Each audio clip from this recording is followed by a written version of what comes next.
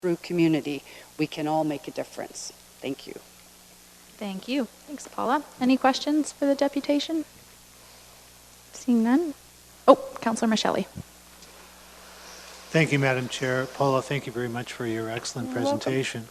For those people who might be, obviously, particularly women who would be interested in joining your organization, what would they need to do to contact someone to do that? I left some pamphlets on your desk, they're the black ones, and inside there is some contact information for our president, Donna Hutchinson, and they could come to a meeting, see if they like the idea, and then they can join if they wish to. That's all. Yeah. Thank you, Paula. Okay. Okay, perfect. Looking for a mover and a seconder. Councillor Rabbits, Councillor Michelli, to receive it as information. All those in favor? And that's carried. Thanks, Thank you. Paula. I would now like to invite Greg Stackhouse from Queensway Tire to speak to his deputation respecting tow truck licensing, the Harmonized Business License Bylaw. And you have 5 minutes, and I'll let you know when you're at about 4. Okay. Thank you all for letting me speak today. I'm Greg Stackhouse from Queensway Tire here in Simcoe, and I'm representing all the tow truck businesses in Norfolk County.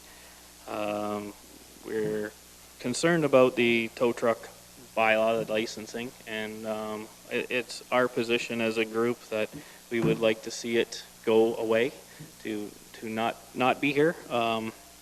We really don't know why it was brought in. It was kind of a surprise to all of us. There aren't any complaints that we know of, or very, very few. So why the bylaw was brought in, we aren't sure. The bylaw, as it sits right now, we have in the Ontario Bill 15 that we have to follow as a business, and that bill has everything that the bylaw has in it and more that we have to follow as a business anyways. So having it in the bylaw isn't really helping, or it's of no importance because we already have to do this and more. Just a kind of an idea. I got this from an article I read a few weeks ago. Over 200 municipalities in all of Norfolk, in all of Ontario, and only 44 of those have any kind of towing bylaw. Almost all of those are in the city, mainly Toronto, a few around Hamilton. They're there for a reason. There's a lot more population, a lot of things that go on that they wanted to control. It doesn't even work there. There's still issues around it. So it's not anything that they do and do well. So the fact that we need it here in Norfolk, we don't. It's not an issue here. We're a pretty small area. We have, I think there's 8 towing companies in Norfolk County. For this size of area, that's a very low number. All of us are in businesses outside of towing as well. We don't just tow, we have other businesses. If we're going to do something wrong, it doesn't take long for it to get through this community, and we're not going to be in business for very long. So we have to keep our reputations up, and we do that by being honest business people. And again, the bylaw isn't of any importance to us. We have to do that ourselves anyways. So the cities that do have it, I don't know if you're aware of the term chasing. It's common in the towing world. That's what they're trying to do. That's the tower that shows up to an accident and tries to tow somebody's car, and you don't know where it's going. You don't know any rates. You don't know anything. We don't have that here. We don't. The police are very good at keeping that kind of thing away. We don't have the volume. We don't have any big highways. That's where all those problems arise. We don't have it. Again, we don't really require that kind of protection. Greg, you have 1 minute left. Okay. Enforcement is an issue. It's very hard to enforce the bylaw to make sure that somebody has a license when trucks come in and out of this county every day to tow.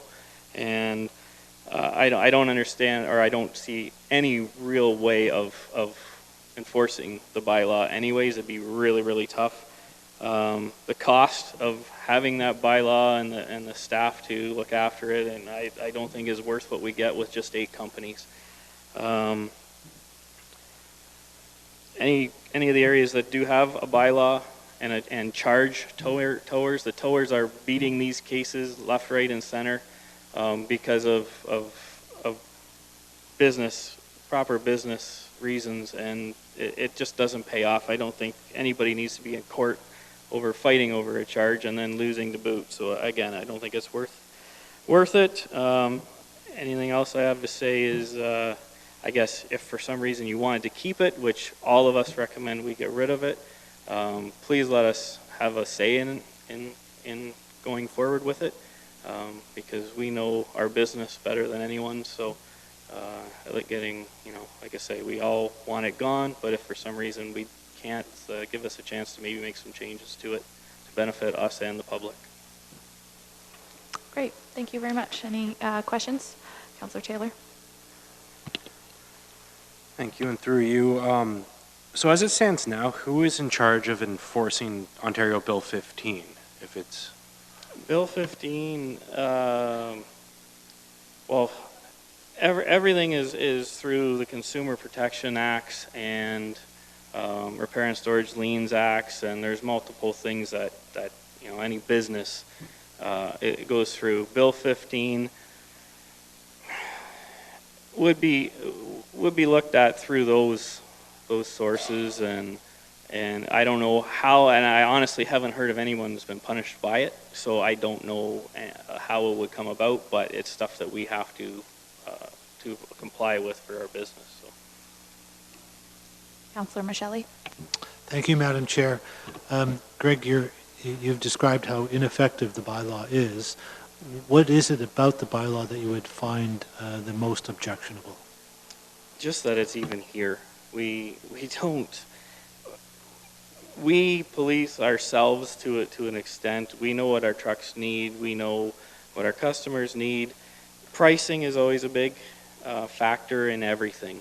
And by Bill 15, if a customer requests a price, we have to show them. We have to have a rate sheet in our trucks.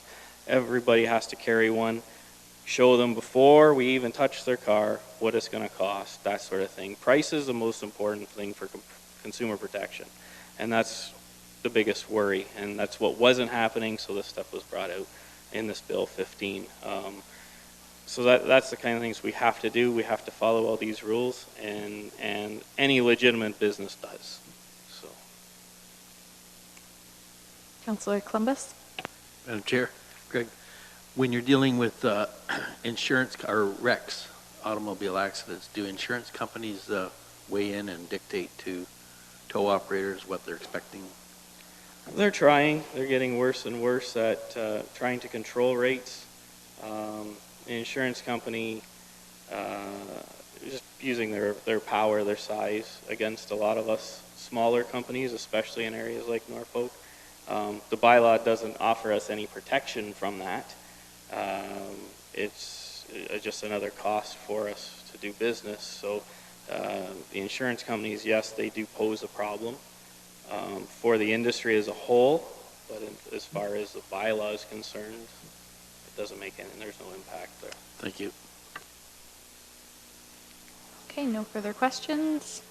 All right, mover and a seconder to receive it as information, please. Councillor Taylor, Councillor Rabbits, all those in favor? And that's carried. Thanks for coming, Greg. Councillor Columbus?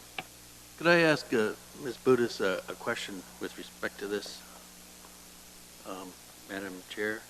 It's about how long has this bylaw been in existence, this towing bylaw, and is it a huge issue for us with respect to enforcement time that we have to have a bylaw of this nature? So I'm going to pass that on to our deputy clerk because this is actually a bylaw of the clerk's office, I believe.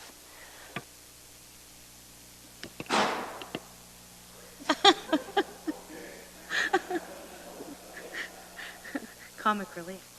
Through the chair to committee, so that is correct. This is part of our licensing bylaw, and I'll get into it in a little bit with my staff report that follows the next deputation.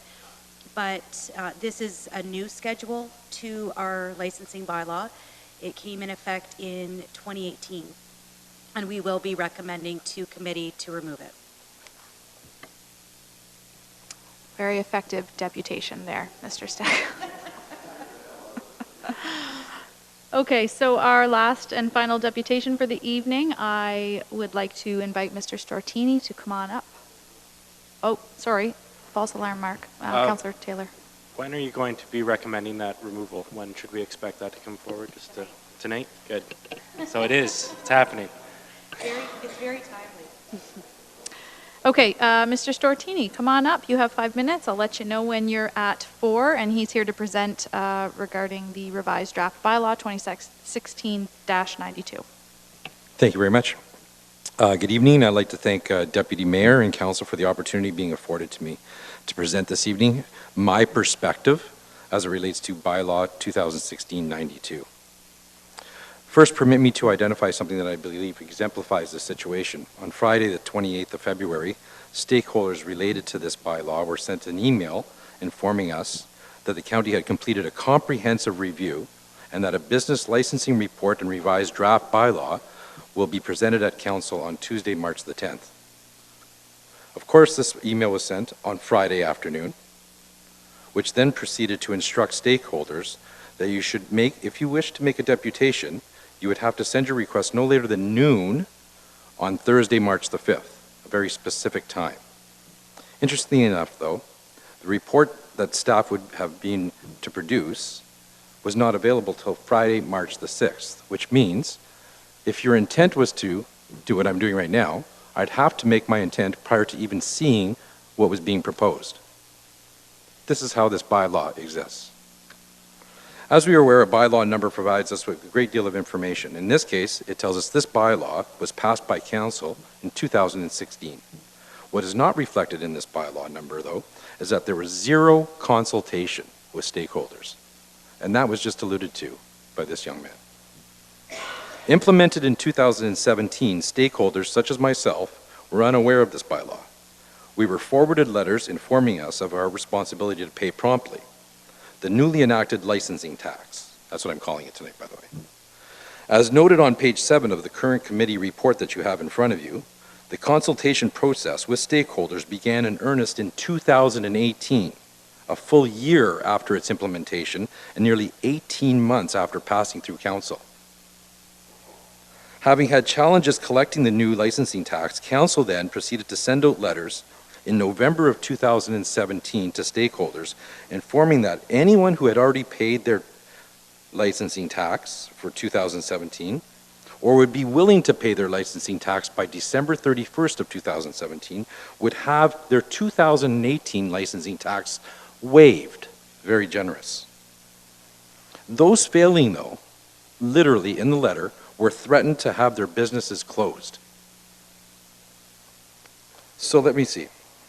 The county institutes a new tax on a select group of businesses, does not inform them of this new tax, does not consult with them on this new tax, sends a letter of demand of payment or consequential closure of your business. My name ends in a vowel, and I find that pretty rich.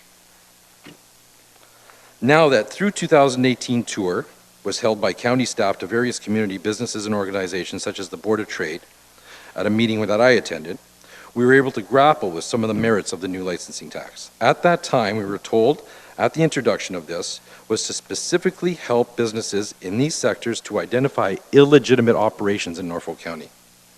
That if businesses were operating illegally, they would know as they would not have the, quote, business license. The problem with that is that to be a legitimate business in Ontario, you must have an Ontario business number, not a Norfolk harmonized business tax. So, to solve the challenge of knowing who's a legitimate and non-legitimate business in Norfolk County, could we just not look at the tax rolls?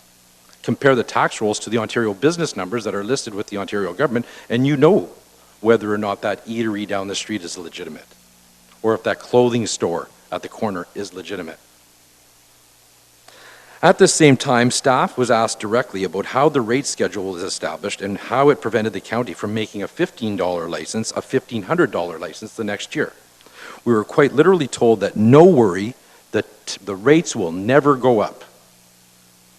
We sternly asserted that staff does not have the authority to set rates as they see fit, period. There is nothing preventing any council from taking and approving a 20% rate hike at any time on any of those rates. So, guess what? In 2019, some of the rates went up by 20%.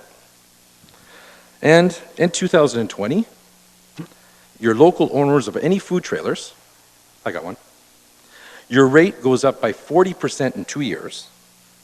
And non-local owners of food trailers, their rates went down to the same rate as mine. So, we got Dirty Burger on the corner in downtown Port Dover, employing himself and his cousin, sitting kitty corner to one of the longest established businesses in Norfolk County, 101 years of employing county citizens. It's shameful. All this stated, however, does not change the most pressing point. What is a business? It can be defined as, quote, the practice of making one's living by engaging in commerce. Would that not help define the scope of those responsible to have a harmonized business license then? So my question is, why are laundromats not on this list? How about clothiers, sporting goods stores, seamstress shops? How about doctor's offices or clinics? What about even a law office? She's not here, so. Paula, oh, there she is. Convenience stores, gas stations, wineries, breweries, banks, insurance offices, realty offices. How about a multinational box store that's sucking the energy out of downtown Simcoe? Why aren't they paying a harmonized business license tax? You're on such a great roll here, Mr. Stortini. I hate to do this, but you've got about 10 seconds left. Okay, my wife said I had to go to the last paragraph. I do pay taxes on about 4 properties and various businesses. They said that once a law is a law, you can't remove it, but I suggest that's not the case. Through Millard's an auditor's report in Brant County, they came up with the conclusion that there is no viable reason for Brant County to have this licensing program. I humbly propose the same here. Thank you for your time. Thank you very much. Are there any questions to Mark from council? Seeing none. Okay, well, we're going to go on to this report next. So thank you very much, Mark, for coming. I need a mover and a seconder to receive it as information. Councillor Rabbits, Councillor Taylor, and all those in favor. And that is carried.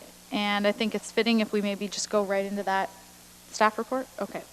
Staff report CAO 20-03, Comprehensive Business Licensing Bylaw. And I think our Deputy Clerk is going to take that away. Thank you. Through the chair to committee, I would first like to thank the Licensing and Council Services staff as well as finance staff for their assistance in preparing this report. It certainly was one that took some time and actually almost a year from the time we got approval from council to go and do the review and community consultations. So thank you to staff. Staff report CAO 2003, Comprehensive Business Licensing Review is before you today. Following our review of the Harmonized Business Licensing Bylaw, 2016-92 in 2019. As you recall, staff proposed changes to the Business Licensing User Fee Bylaw, which was approved by Council in December of 2019. This staff report and the changes to licensing fees improve the following. Simplified fees for all businesses, removal of barriers where possible, and provide for clear and rational regulations where needed.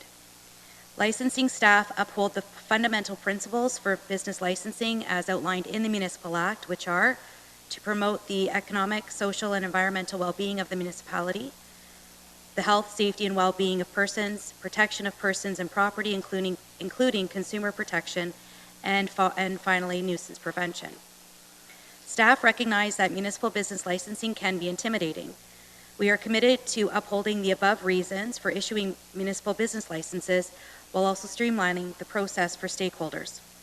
In essence, our goal is to create a clear, concise, and modern bylaw while taking a customer-focused approach to business licensing to support neighborhood and community organizations, as well as facilitate business development and protecting the public. So as you recall, the staff report last April talked about community consultations and stakeholder consultations, and we did just that in 2019, and we did a recent meeting with the tow truck industry at the end of February of this year. There was also the ability for the public and/or licensees to provide feedback via email and through social media. And I attached an attachment to the staff report, which is a summary of most of the consultations received. Pages 2 and 3 of the staff report outline the specific recommendations to business licensing at Norfolk County, and pages 3 to 6 outline proposed changes to the draft bylaw, which would repeal and replace bylaw 2016-92. I would like to thank Councillor Michelli for bringing to my attention that the first paragraph on page 1 of the report, there was a minor error that we will get corrected for the official record. And also to Councillor Van Passen for bringing some formatting and typo corrections within the draft bylaw. Again, these will be corrected before the final version of the bylaw comes forward on March 24th. Councillor Van Passen also raised some good questions that I would like to address and respond to in the staff report presentation. On page 81 of the agenda package, it outlines the time frame on the appeal period. Councillor Van Passen threw out 30 days. If committee agrees, we can add language to our final bylaw for March 24th. If an appeal loses, so the bylaw appeal body is a quasi-judicial body and it cannot be overturned by council, and they follow the policy in the bylaw that council approves. So if an appeal loses, then the matter's considered finished. Page 83, if conditions are not met, is it renewed? It is not renewed then. That is correct. So an applicant coming for a renewed license, if we still go through the process of ensuring their conditions are met, and if they are not, then they do not receive the renewal. Page 87, should a time period be set for scheduling a hearing? Actually, covering all of the bylaw appeals that they hear, it's outlined in that policy specific to hearing schedules. Page 95, because I am removing or recommending the removal of Schedule 7, which is tow trucks, I, in error, did not change that to, 7.3 should read Schedule 11, not Schedule 12. Page 102 talks about definition of bed and breakfast, and per the zoning bylaw, it should read 1 and not 2. Page 103, certificate of inspection. Does it have to be, that's the definition, does it have to be our medical officer of health? The definition is just outlining the process only, so the MOH approves the form and then we move forward with it.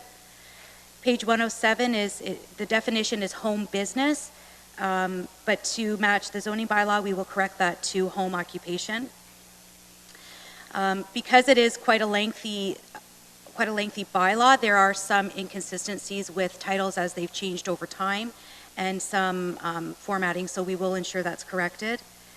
In terms of the salvage yard definition on page 119, it is up to committee and council if they wish to make it exactly the same as what's in the zoning bylaw. It's a little bit different, and the reason is it's then a little less restrictive, and it allows for legal nonconforming should the CBO decide to establish that. Some numbering issues, I'll correct those. In page 103, we will correct the seating capacity to match for the taxi, to match the schedule on page 123. So that was a lot of information. I apologize for it. I could certainly go through it at a different time. But the most substantial change we are recommending is the removal of the tow truck license from the bylaw. This is an area of limited to no complaints, and this is sort of what Greg said. I'm echoing that. And there is quite a thoroughness of provincial rules, and really there is what we have right now, a lack of enforcement capability for Norfolk. And at our meeting in February, I talked to a representative from CAA, and there is talk of having a provincial classification for the tow truck industry. So there's a G class, there's D, DZ. They're looking at having one special for the tow truck industry. So again, that's another area where the province will be looking at regulating the tow truck industry. And that's essentially it. We're looking at, for taxi schedule, that's the second to last schedule in our bylaw. Just it's essential to look at that one right now. There could be appetite for council to kind of defer this matter to a later date to get additional information because there are so many schedules to it. However, taxi is one that I would really request consideration tonight and then following on the 24th, and that's because the license currently expires in April of this year, whereas the rest of the licenses do not expire until the end of the year. So this taxi is a little bit different. The taxi schedule is being recommended to also include vehicles for hire, which will assist in regulating the industry better in terms of medical transportation services. Basically, there's still work to do to improve business licensing at Norfolk County. We understand that. We are looking for direction from Council to move forward as outlined in the recommendations, which will include multi-year licensing, online renewals, and metrics and tracking tools for better review and recommendation of the licensing program. Again, we do understand that it is intimidating. The province outlines gives the municipality the ability to license certain areas, not everything. So we have to follow the legislation. But that said, the municipality has the ability not to license certain things. So really it is in your hands. We're just trying to provide the best information to you, but also considering consumer protection and the protection of the public. So finally, with that, I'm recommending the following: that the report be received as information, and that Council direct Council Services and Finance staff to undertake a comprehensive review of business licensing user fees for 2021 user fee deliberations. And further, that Council repeal and replace Bylaw 2016, which is the Harmonized Business Licensing Bylaw, and replace with the draft that was in your package today. A final will be on the 24th.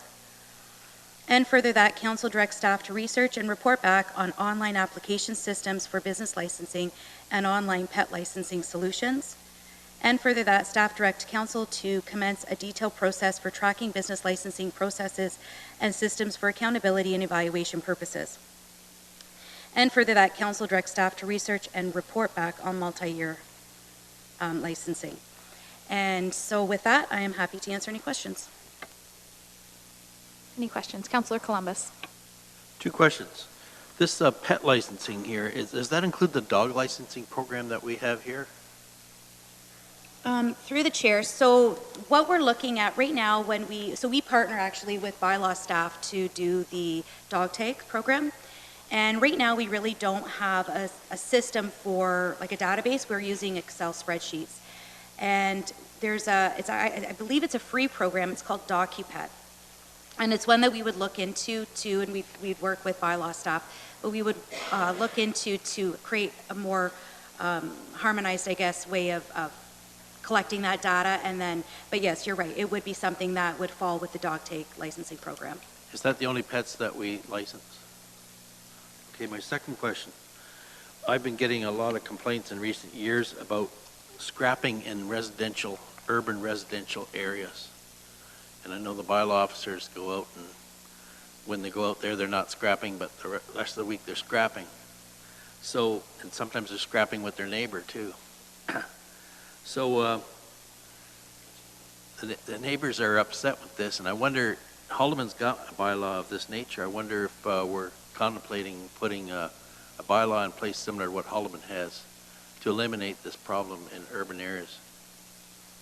Through the chair to committee, I'm not certain. I've not seen scrapping as part of a business licensing bylaw. I would think that maybe it could be something addressed under zoning. Can I ask Paula to have a look, or maybe we can report back on that? I apologize. I don't actually know what you mean by scrapping. Scrapping means collecting metal and dishwashers and used fridges and that no longer work, and somebody just sets them off in the driveway or in the back of somebody's pickup truck, and then they accumulate a truckload and they take it to the scrapyard and get paid for it. Welcome to Norfolk County, Paula. She's new here. I knew it. Okay, all right. I get it. I just hadn't heard it referred to like that. So if you could explain to me, so what's happening? People are doing that, and what's the complaint exactly from neighbors? Well, the complaints are, the neighbors are complaining about noise at all hours of the night.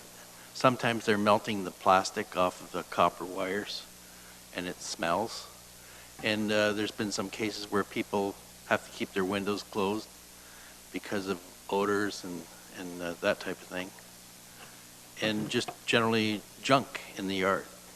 Okay, so if you would like to put forward a resolution that we consider developing a regulatory response to that, certainly we could look into that. Okay, Haldimand's got one, I understand, so perhaps we can just copy what they've got. Can we just give direction for that? Okay, good. Sounds good. Okay. Councillor Van Passen. can we look at like some of our other bylaws, like the property standards bylaws already in place, you know, do we have to always go create new rules, or is it fit in something that we've never looked at before that it is enforceable at the moment, right? Because a couple of years ago, maybe Councillor Columbus or Geisens could help me, the firemen have the bin that they had to move because they weren't allowed to have it in that zoning, and they had to move it to an industrial zoning. So like, it must be covered under something. It's just a matter of finding out where that is and applying it and enforcing it. So I was being fairly general when I said we'd look into a regulatory response, meaning, first of all, look at what we already have in place. It may be a matter of just amending an existing bylaw, but off the top, I wouldn't say property standards would apply. That's something that gets done under the building code. I don't know, there are probably some zoning rules around scrap yards, but that's different than what I think is being discussed here. And the closest thing I can think of is the clean yard bylaw, which is, and perhaps there is something in that. So my thought would be to speak to the bylaw staff and say, here's this issue. What's our existing framework for addressing this, if any? And if the advice and review is nothing, then we would probably be looking to adopt an additional bylaw or amending an existing one to include those types of provisions. Okay, thanks. Any further questions about this report to the Deputy Clerk? Okay, I have a couple. I don't know how much questions they are, maybe some general comments, and then see what you can offer back to me. I struggle with this one as the Port Dover community, I think, in your notes here, you know, had the largest turnout at the community meetings, and they're kind of struggling with this mobile food and food premise license tax, whatever we're calling it right now, sorry, the most. And I wonder if you're able to provide any comments with regards to their concerns over the change in prices, and what we can offer them in that way. Through the chair to committee, in terms of the initial $15 that when it was approved and to be in effect in 2017, in terms of how it went up to the 30, like up 30 cents, I really can't speak to. I think that that's something that when we were working with finance to develop the 2019 user fee bylaw, that it was, to be honest, I believe it was missed. I think it was something that really wasn't intentional. It was missed, and we added that standard increase to the user fee like we would apply to any other user fee. And so what we did this year is we flagged that, and for 2020, for the user fee, it stayed at $15.30. So we did recognize that, you know, we kind of made a promise initially for a $15 user fee for that schedule, and then there was an error and it went up, but we then recognized to keep it as status quo for the year before. Thanks. And I think, so council is aware, I know 30 cents doesn't sound like much, but I think that there have been some hiccups with this business licensing where we were actually sending bills out for 30-cent fees to business owners. So we're looking at a cost recovery program that we're not quite hitting the nail on the head on that one. So I think that's where some frustrations come from, the price, not necessarily the dollar value. And these things happen. It's a new program to no fault of staff or whatever, but that's why I think Mr. Stortini brought that up. And then, you know, in the notes I also read, there were some concerns when you did your community meetings with the public, and the business owners were asking what services were being offered to them. They felt like they weren't getting much in return. Are you able to comment on what this provides them, and if it's not providing them with something, who is it assisting? So through the chair to committee, that's a really interesting question because it's kind of two parts. So in terms of looking at who the customer is from a business licensing perspective, is the customer the actual business license holder, and or is the customer the public? And the way we look at it, and based on the fundamental principles, is that the customer is both. And so when we have a business license, we are considering, is it something that is beneficial to the owner? Is it beneficial to the public? And is it also beneficial to the county as well from a liability standpoint? So in terms of food premise, and that's what Mr. Stortini was talking about, is it something that's really needed, or is it just an additional tax? And I don't believe it is an additional tax. I think that it's something when we do reviews, so for an example, a new food premise coming into town or into the county would require building and fire and health inspector checking and inspections to ensure that it's not only safe for that business and liability that way, the county, but also the public.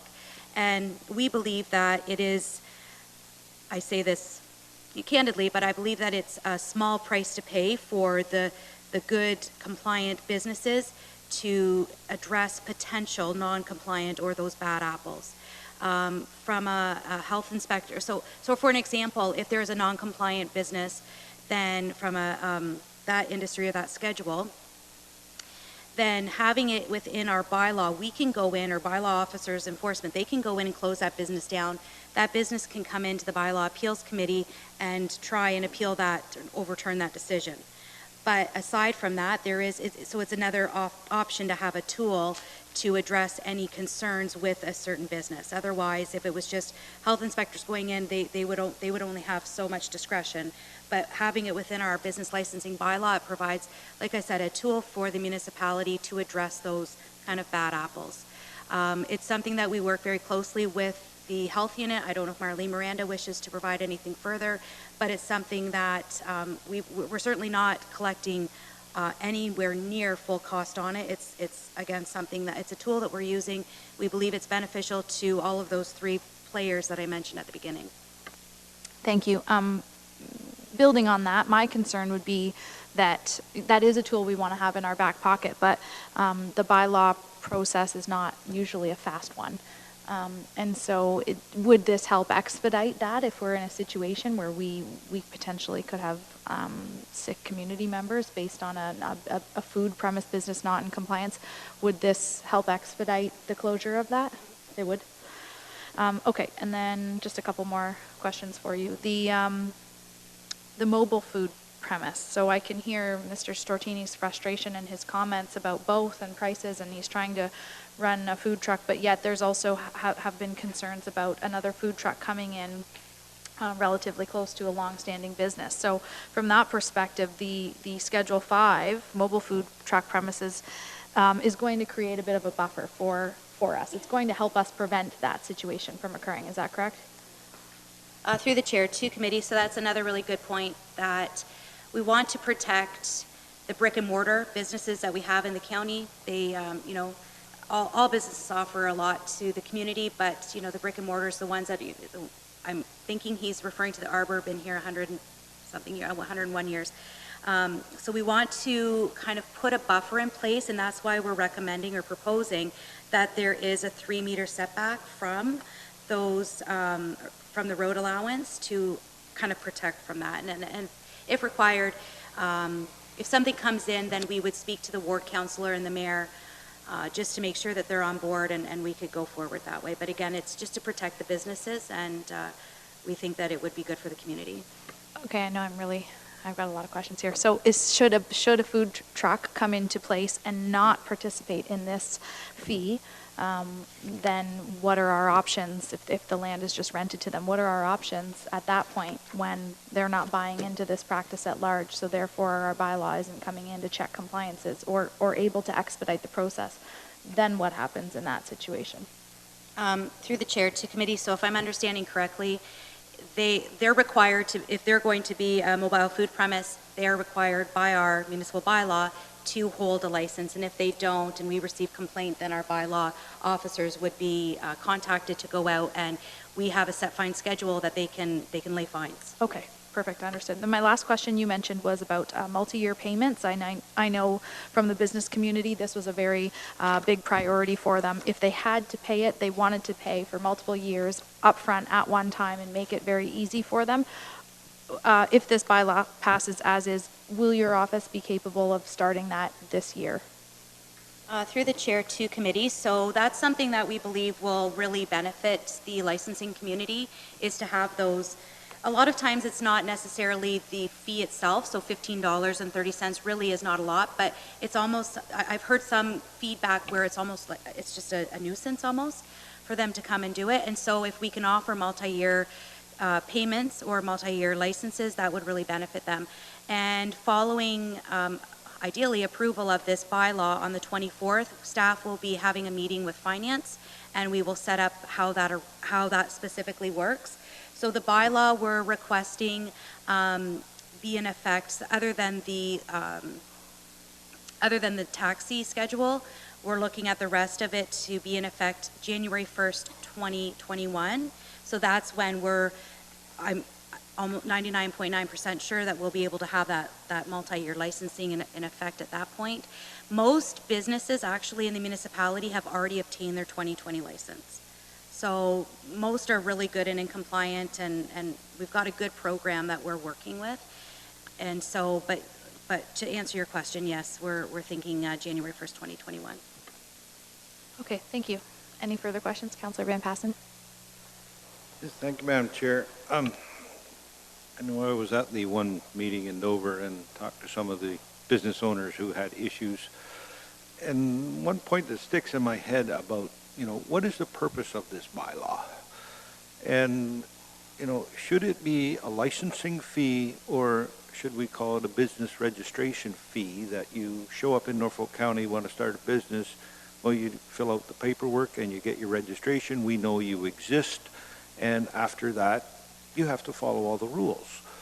And, I will use the mobile food truck or chip wagon thing as the example that, in order to get your license, you have to have it approved by the health unit, by the fire department, by the zoning has to be right, probably the building code has to match.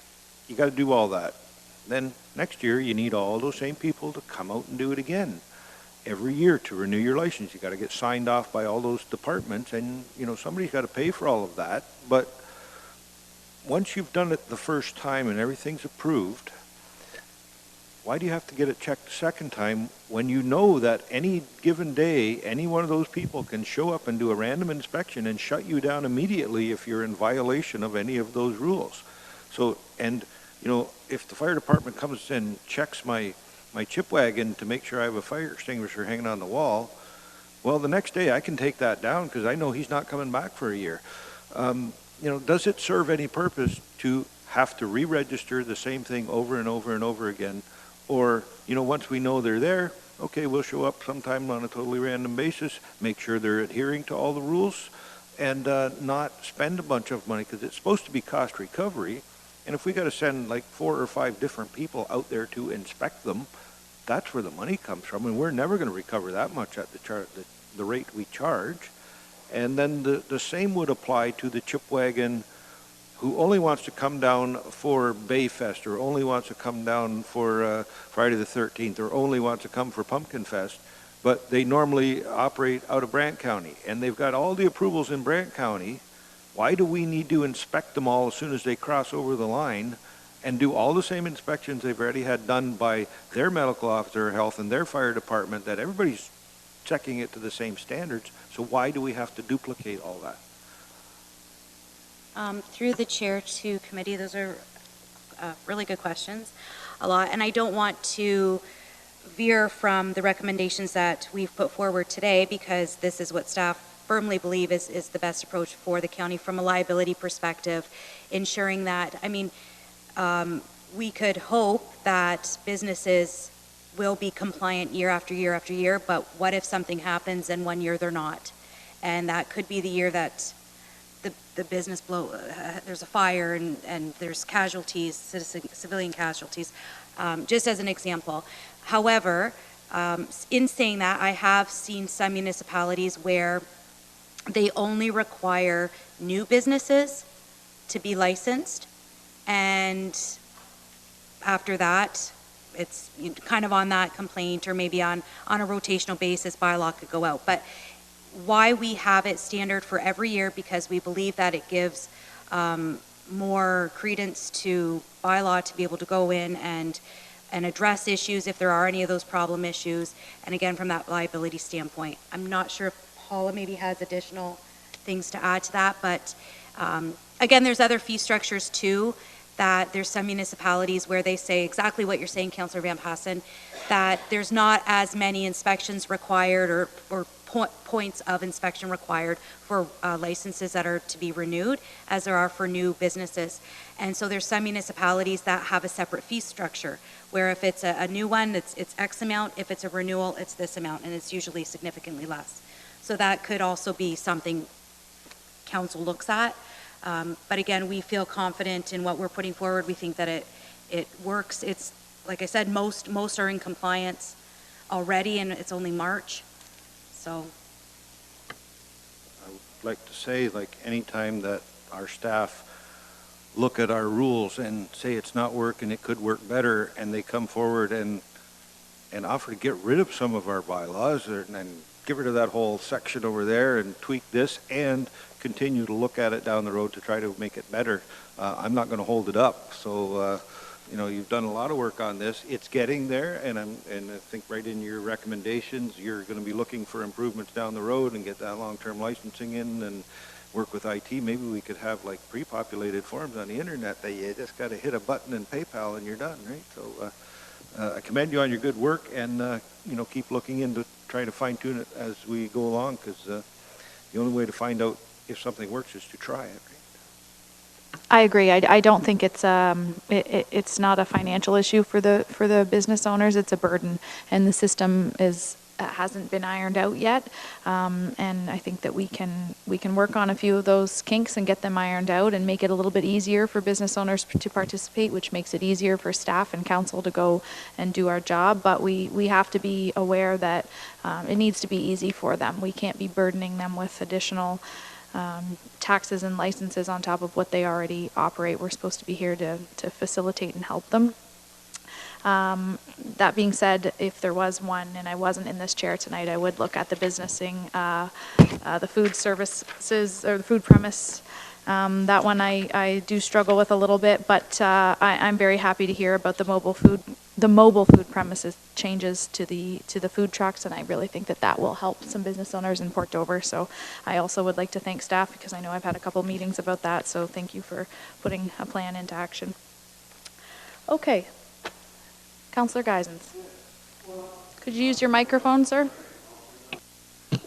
What's going to happen is, you say you're going to have it for one time and everything like that, but how many of these are you going to let in? How are the restaurants, how are they going to have how are you going to allow, how many people you're going to let in? That's the other problem too. So how are you going to deal with that? That's one of the things that I certainly would say is something that you can't do. You're, sorry, just to clarify, you're concerned with the mobile food trucks? Is that what you're referencing? Yes. Well, like I said, yes, I have no problem with doing some of them that they're coming in, but what about the restaurants? How are they going to be saying, well, we're losing customers? Right. No, I couldn't agree more. I think the Schedule 5 on page 67, there's some new proposals here where there'll be some setback allowances, and I think that staff have addressed that, and that should help. But I think it also, speaks to the market. As long as it works, it's a great thing, but it needs to be looked at. That's all I got to say. So that's what understood. I had to say and done. Thank you. Thank you, sir. Okay, so some direction. Is there a mover or a seconder for the recommendation? Councillor Van Passen, moving it, or a question? Well, no, after I sent the deputy clerk like a whole page of comments on it, I'd better move her recommendation for her. And seconded by Councillor Michele. Oh, okay. Any further discussion on this? Councillor Rabbits? Question just for clarification. We're moving the report as amended, but we're not moving the taxi cab section, correct? That's all of it. Okay. Glad I asked that question. Yeah, all of it stays together as discussed, and the deputy clerk said if we were looking at deferring any other items, she would ask that we not defer specifically the taxi cab. She wanted that one to go ahead. But mobile food premise, personal aesthetics, taxi cabs. Okay, seeing no further questions or discussion, we'll put it to a vote. All in favor? And that is carried. Thank you.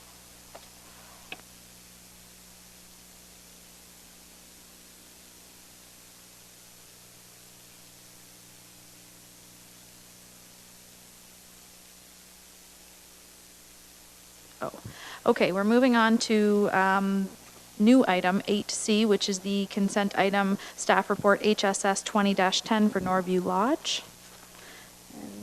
Oh, yes. I wonder if we could skip to staff report HSS 2012, because I think we have a couple members of staff that are specifically waiting for that one, and then everyone else is stuck here still. So just throw that out there. No, I'm chairing the meeting. We will absolutely not do that. Just kidding. That would be lovely. Councillor Michelle, did you want to add something? Madam Chair, so just for clarity, I'm just trying to get organized with Councillor Taylor here. Are we not going back to the pulled consent items? We will, but Okay. we have some staff here that are I going to. understand. Thank you.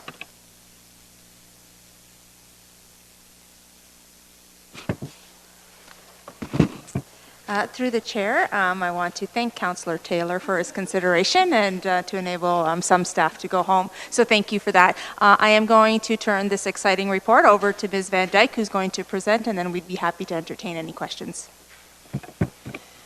Thank you, Madam Deputy Mayor and members of committee. It is my pleasure to present this report tonight, to notify Council that the county has been notified by the Ministry of Municipal Affairs and Housing that we will be receiving a funding allocation of $3.17 million from the province's Home for Good funding program for supportive housing for Indwell for the redevelopment of the Norfolk Inn. The purpose of this staff report is to request Council accept the funding and authorize the Mayor and Clerk to sign the transfer payment agreement with the Ministry and the contribution agreement with Indwell in order that the funding will flow to the county from the province. This funding is year-end capital funding that we must fully commit by March 31st, 2020. And I will assure members of council that although this is a tight timeline, our staff in our department have been working diligently with the ministry and with Indwell and with other departments in the county to meet this deadline. We have completed the project information form and submitted it to the province. We have a draft contribution agreement finished, which is being reviewed by the county solicitor, and we are absolutely 100% confident that we will meet the March 31st deadline in order to secure this funding. Council and the ministry, Council is very aware of the Norfolk Inn redevelopment. There has been internal remediation work already underway. Indwell has applied for a building permit, and full construction will be able to start shortly. And certainly, this funding will assist with getting that started. Council will also recall that Norfolk County has committed support to this redevelopment in two ways. First, $250,000 from the Ontario Priorities Housing Initiative, or OFI funding, which is federal and provincial funding, and then also by way of a 20-year operating commitment for an annual operating grant of up to $250,000 per year.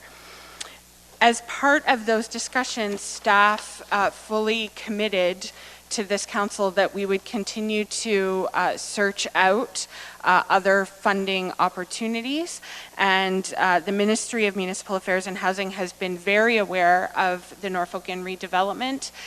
They're very aware of how important this project is to the community and of the need for us to secure additional funding for the Norfolk Inn. And so as a result, they are making this funding available to us. On page 2 of the report, I have quoted Section 6 and Section 7 of the agreement between Norfolk County and Indwell, which speaks to how we would apply the funding. So the $3.17 million is capital funding that will be made available throughout the construction. So 50% of that funding will be available as soon as we sign a contribution agreement and register it with the province. 40% will then be available at substantial completion, and a 10% holdback will be available at occupancy. So what staff are committed to doing and are recommending by way of resolution in this report is to let council know that this will be applied directly to that operating agreement, and we will not be seeking additional county funding for at least the next 10 years. So at the time of these discussions, council asked that staff include in the contribution agreement a 10-year review of the 20-year agreement. So by way of resolution through this report, we are committing that at the 10-year mark, we will bring back a staff report to update council of the status of where we're at with meeting the 20-year commitment and what other sources of funding might be available for the last 10 years. So with that, the resolutions within the report are to accept the funding, to authorize the mayor and clerk to sign the transfer payment agreement between the county and the province, to authorize the mayor and clerk to sign a contribution agreement with Indwell for the funding, to flow the funding according to the funding guidelines and according to Articles 6 and 7 of the operating agreement, and then finally to direct staff to come back at the 10-year mark with a status report. And certainly I would like to take this opportunity to thank everyone, Mayor Chop, members of council, and my staff colleagues who have been involved with this particular redevelopment, and certainly the Ministry of Municipal Affairs and Housing. And with that, Madam Deputy Mayor, I'd be pleased to answer any questions. Well, look at them all. Well, I want to get in here first. Congratulations. Thank you to your staff. And I have to give a special shout out to Mayor Chop as well. She's not here today, but any time that we ever crossed paths with Municipal Affairs and Housing, she definitely commented on the Indwell project and what was happening here in Norfolk. So it's a pretty cool story, and thank you for all the hard work on it. So I don't know who was first. Councillor Columbus. Thank you, Madam Chair.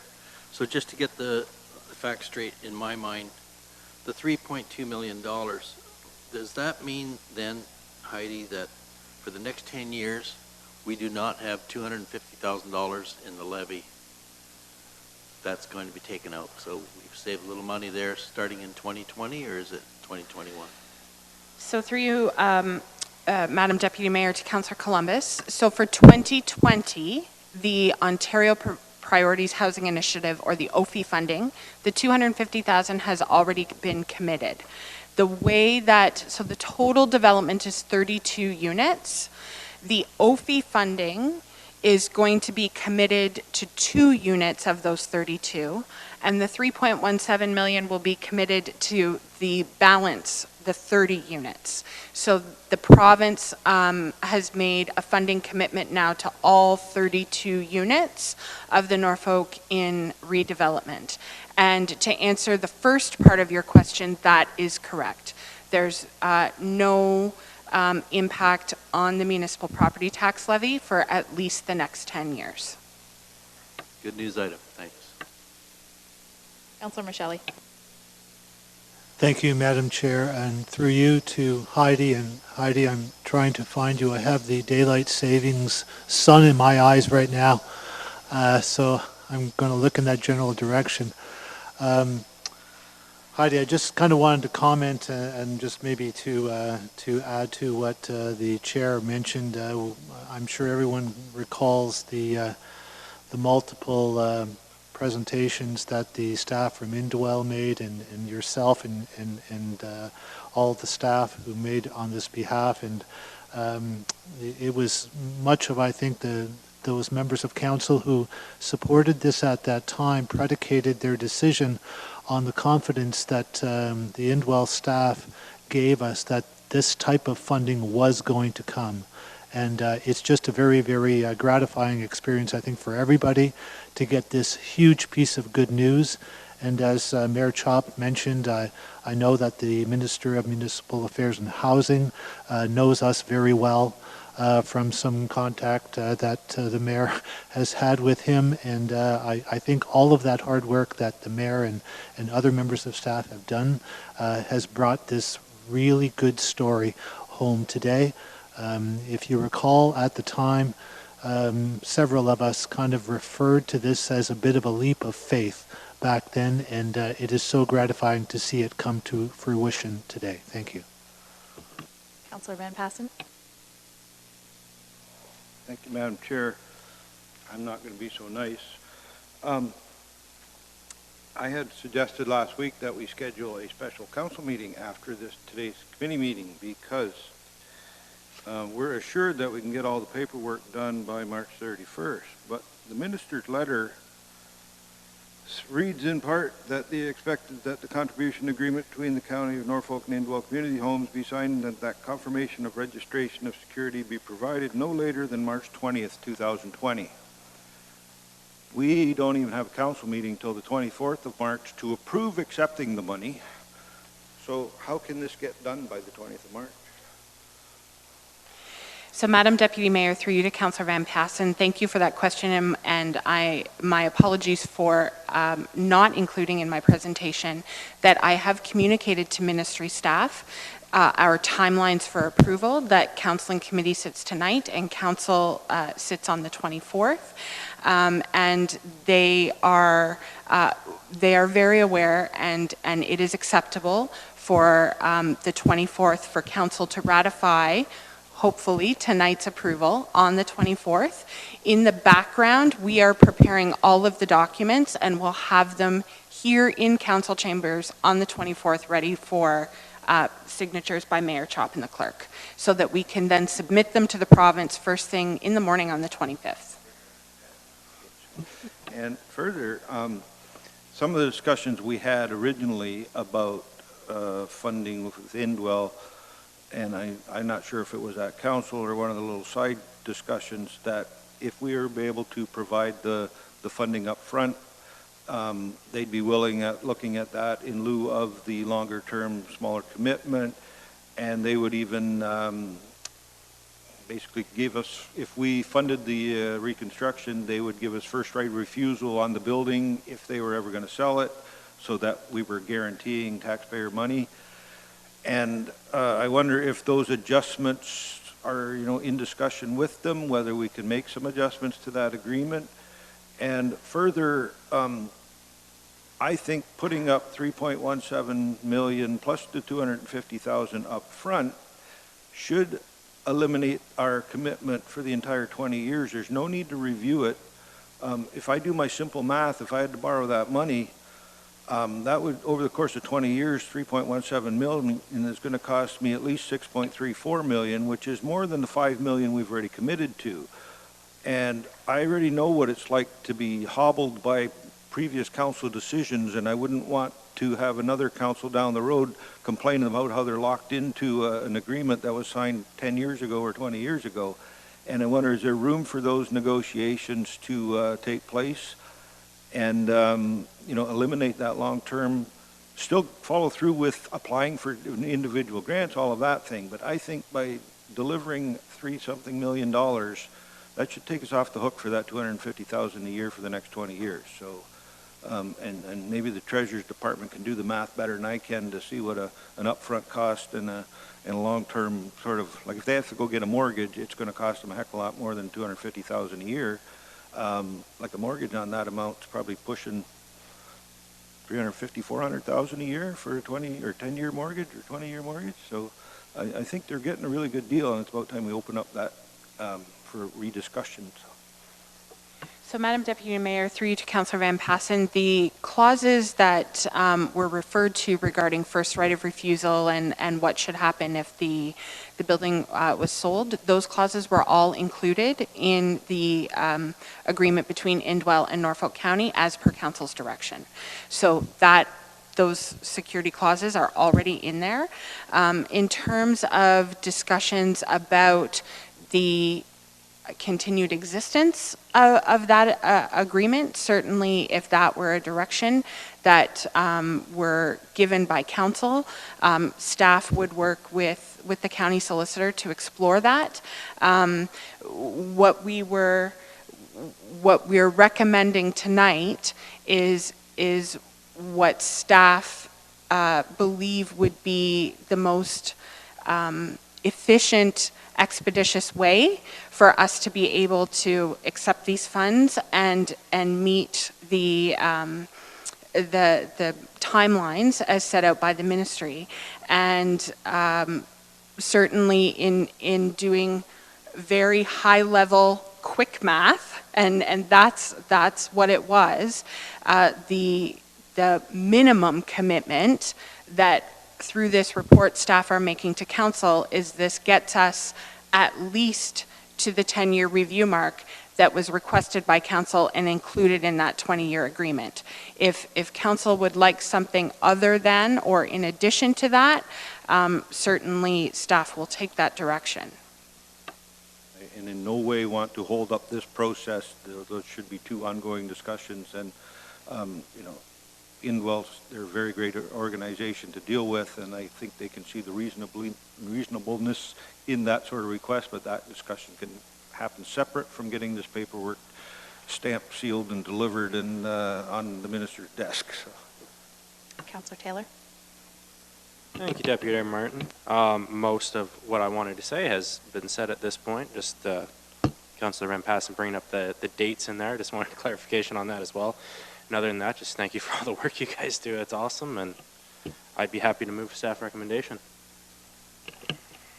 Seconder or further comments? Councillor Rabbits? With that, I'd be happy to second as well. I just wanted to, give credit where credit is due, and I feel this must be very validating for those that were involved in leading this project, and I want to thank Heidi and her team specifically for all the work that they did. I feel that you've done just what you set out to do with regards to limiting the impact on our municipal levy, applying for funding, and it did take a leap of faith. We did that as a team. There was some discord about how to get there, but in the end, I believe we've made the right decision as a community. And I also wanted to thank Crystal Chop, our mayor, for her letter to Steve Clark. It's well worded, and I'm not too sure if it's in our agenda or if it's in our information package, but we have a copy provided to us today. And I think that's the way that we should be working with our ministries is, working in partnership and acknowledging where, there is a good news and there is a win here. We've brought $3.17 million into Norfolk County for homes for those that are less fortunate. So, it's a wonderful news day. We've done just that thing that we set out to do in all transparency. I took a number of different meetings before us to get to this point, and I think we should celebrate our wins when we get them. And today is a real win. So with that, I'd like to second the motion. Councillor Micheli. Thank you, Madam Chair. And just to add to Councillor Rabbit's comments, I know that there will still be, as on almost every topic, some detractors. Because they will say that this is still taxpayer money. Well, that taxpayer money was going to get spent somewhere. Thankfully, it's being spent here in Norfolk County. Thank you. Councillor Van Passen. Thank you, Madam Chair. I'd like to make a motion to amend the staff recommendation by adding direction to the mayor to send that thank you letter. Just to wrap Actually, it the all up nice and neat deputy in a clerk bowl. and I just had a conversation about that, so Yeah. staff might be able to provide comment. Thank you, through the chair, to committee. The only issue with that is if it's part of the resolution, then it's technically not adopted until council on the 24th. However, the mayor, if there's no concerns, the mayor in her capacity can send a letter as she's drafted. So if there's no concerns of committee, what I would recommend is that you leave that wording out of the resolution or the motion, and then she just proceeds with sending it. Okay, I have a couple questions.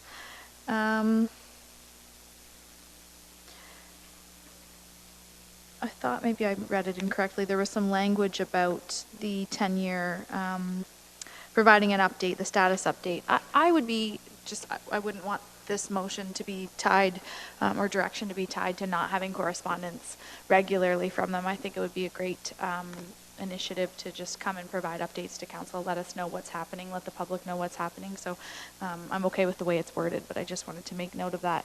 And the other thing I wanted to ask for, so should the council of the day at year 10 look at opting out of a continued partnership at that point in time with InWell, are we able to apply for funding in various buckets right now and proactively put money away for the next 10 years to come and leave the council of that day in a better financial position to support initiatives like this or other ones? Or does the funding need to come in and be spent same year? Is that typically how it?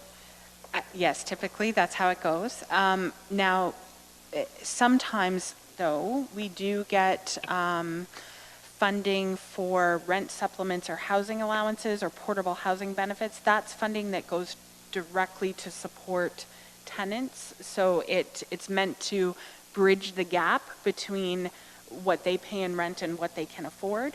And that funding, we allocate it in the specific year that we receive it, and then we're permitted to pay it out to tenants over the next usually 3 to 5 years. But in terms of definitely capital funding is only ever available during the construction period. And once a building hits occupancy, then capital funding for construction is no longer an option. Sometimes we get capital funding for repairs, but not for construction after the construction period is finished. Operating support, any other funding for social housing providers or affordable housing providers, generally speaking, has to be spent in the year that it's received and committed. But certainly, our work is not done on this file. Thank you. Okay, we have a Councillor Taylor. Thank you, Deputy Mayor Martin. This reminded me, I had a comment the other day at work. So the 2020 contribution was not from the levy. Through you, Deputy Mayor, to Councillor Taylor, that's correct. That funding, that $250,000 was 50% federal. No, it was entirely provincial. My apologies. It was 100% provincial. Yep. Thank you. And then this actually opens up the conversation for I believe when we heard the reporting, there were about 6 years that had been accounted for of where the funding was going to come from, what different streams to fulfill our contribution. When are we going to get to hear what the next options are to use that? Because this pretty much opened up $250,000 a year through different provincial and federal grants to use elsewhere in the system. So I'm just wondering when we're going to hear those conversations.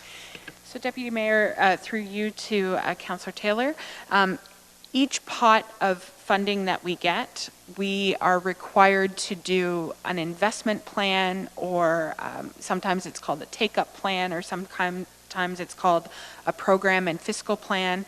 And so when that funding comes to us, we review our system of housing and homeless prevention services, and we look at, very soon you're going to be seeing our 10-year housing and homelessness plan.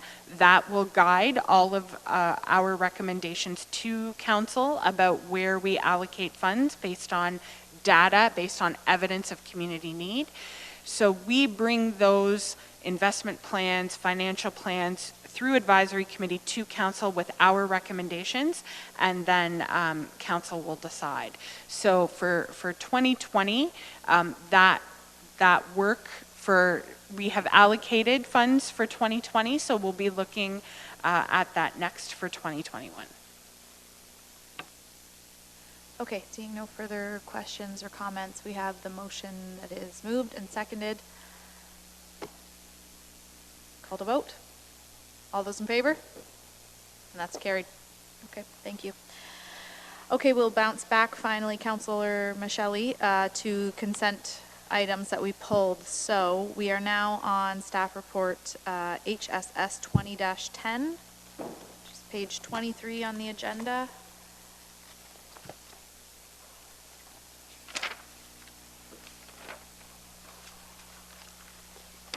Norview Lodge and Marlene. Thank you, Madam Chair. I believe Councillor Ravitz had pulled the report, so happy to entertain any questions. Thank you. And through the chair to Marlene. The reason I had pulled it is I know that we have a number of moves by our province to restructure, a number of different land ambulance, our public health units. We recently had some meetings about the Norfolk County Health Team. And so the reason why I've pulled this report, not because it's directly related to any of those restructuring efforts or those realignments, but I wanted sort of an update on the LHIN, our Local Health Integration Network. My question was, how is that group being impacted by some of these recent changes? And how does that relate to our compliance reporting? To my knowledge, the group is still together and functioning, but perhaps the future may not be so certain that would be the group responsible for compliance reporting, like for Norview Lodge. And I guess I'm just kind of asking you, where do you feel the LHIN is heading, if you can answer that question? But maybe it would be an opportune time just to inform us of some of those conversations that have been had, maybe leading up to the Norfolk County Health Team and some of the conversations that's had so far. So through the chair, I will try to put some context to your question. So first of all, I will start by saying that Mayor Chop has already signed off an amendment agreement to go from the LHIN to what is now the Ontario Health Team. It's the bigger health organization that is now actively part of our health system. You are correct. The 14 LHINs still continue to function as LHINs. However, they are part of the Ontario Health Team, so the bigger Ontario Health. They have recently, in the last month or so, appointed 5 Ontario Health CEOs. Our current one is Bruce Lochner, who was formerly the CEO of the Waterloo Wellington LHIN. So he has recently assumed that transition role as we move forward in the health system across Ontario. So also as part of the Ontario health system, there has been several proposals that have been put out for communities to put forward proposals for Ontario health teams. So there are 2 locally within Haldimand, Norfolk that are currently under development, one from Haldimand and one that is currently in Norfolk County as well. Several of council, I understand last week, participated in a preliminary session from a governance perspective. We have staff on that committee who are working to develop and submit a further application for the Ontario Health Team. Those teams across some across the province are already in progress, so they are further along than what Haldimand and Norfolk is. So we are still at the preliminary stages, and we are working with all of our system partners. So we have the hospital for the Norfolk one. We have multiple community partners. Our EMS is on that team. Mr. Nolan has participated. Actually, Heidi and I are both part of it. So we're actively engaged in moving that forward. And we are preparing an information memo to share with council, both Haldimand and Norfolk, to share where we're at with that. And then as the team progresses, we will bring our asks or our recommendations forward for direction from council. So that's kind of it in a nutshell, but I'll try to clarify any other questions you may have. No, absolutely. Thank you for answering articulately my long sort of babbling question there. But for those at home, why I asked it is I had an opportunity to sit at a session for the interim governance or the beginning of the Norfolk County Health Team. And I had a conversation with Bill Nolan, the administrator of Norview Lodge, and I expressed to him that I was a little confused, to say the least. And his response to me at that time was, Ian, if you're educated, if you're a counselor, and you're attending these sessions and you're confused, I can only imagine, what our public must be thinking when they're hearing these conversations are taking place and not a lot of information is coming out, and we're not getting a lot of direction from the province on where they would like to see us moving forward. They've given us quite a bit of flexibility, I would say, in establishing a governance model for the new LHIN, or the Norfolk County Health Team. The one thing I would mention is I believe that our application is going in September. Is maybe a target date. Do you have any benchmarks for decisions other than that September date that I've just provided? So through the chair to Councillor Rabbits, that's the date we're targeting right now. There were some other dates that were proposed a little bit sooner to further submit our application. As a committee, though, we've decided to continue to work together to have a more wholesome submission. So we are targeting, I believe, from the last meeting, we are targeting September, and we're having very regular meetings with all of the stakeholders involved to move that forward.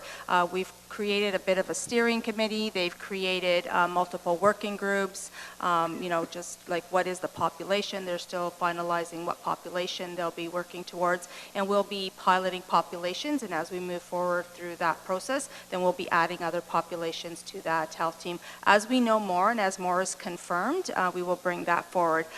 So currently, and as we move in toward that new system, and as we get approvals from our respective ministries, like the health system will remain as it is, and people should continue to access their primary care physicians. If you don't have a primary care physicians, reach out to your LHIN. You can reach out to us, and we'll try to support you in securing that. We have nurse practitioners in our community. We have our local emergency. We have multiple healthcare systems that are still currently active and will continue to remain until we progress through this process.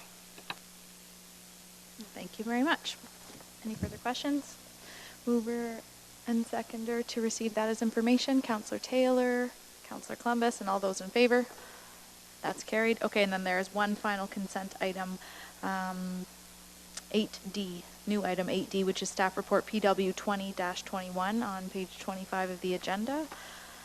I think Councillor Michelli pulled that one, but look over for some comments from Jason or Tom. You can ask questions, whichever you prefer. Thank you, Madam Chair. Yes, I think I did have just a couple of questions. I don't think Jason needs to review the report. So through you to him, Jason, the recommendations and the best practice issues that are on page 3 of the report, or page 27 in our agenda package, it indicates that the recommendation near the bottom of the page there says that by March 15th, 2020, the owner shall submit a written report to the undersigned provincial officer with a plan including but not limited to, and there's those 2 bullet points that follow. I guess my first question is March 15th the correct date? Through the chair to Councillor Michelli, yes, that is correct. Okay. And I guess I can elaborate on those 2 points if you wish. Basically, the MECP drinking water inspector team comes around and does their annual inspection of all of our facilities. They have been keenly aware of some of the issues that we've been experiencing Port Dover.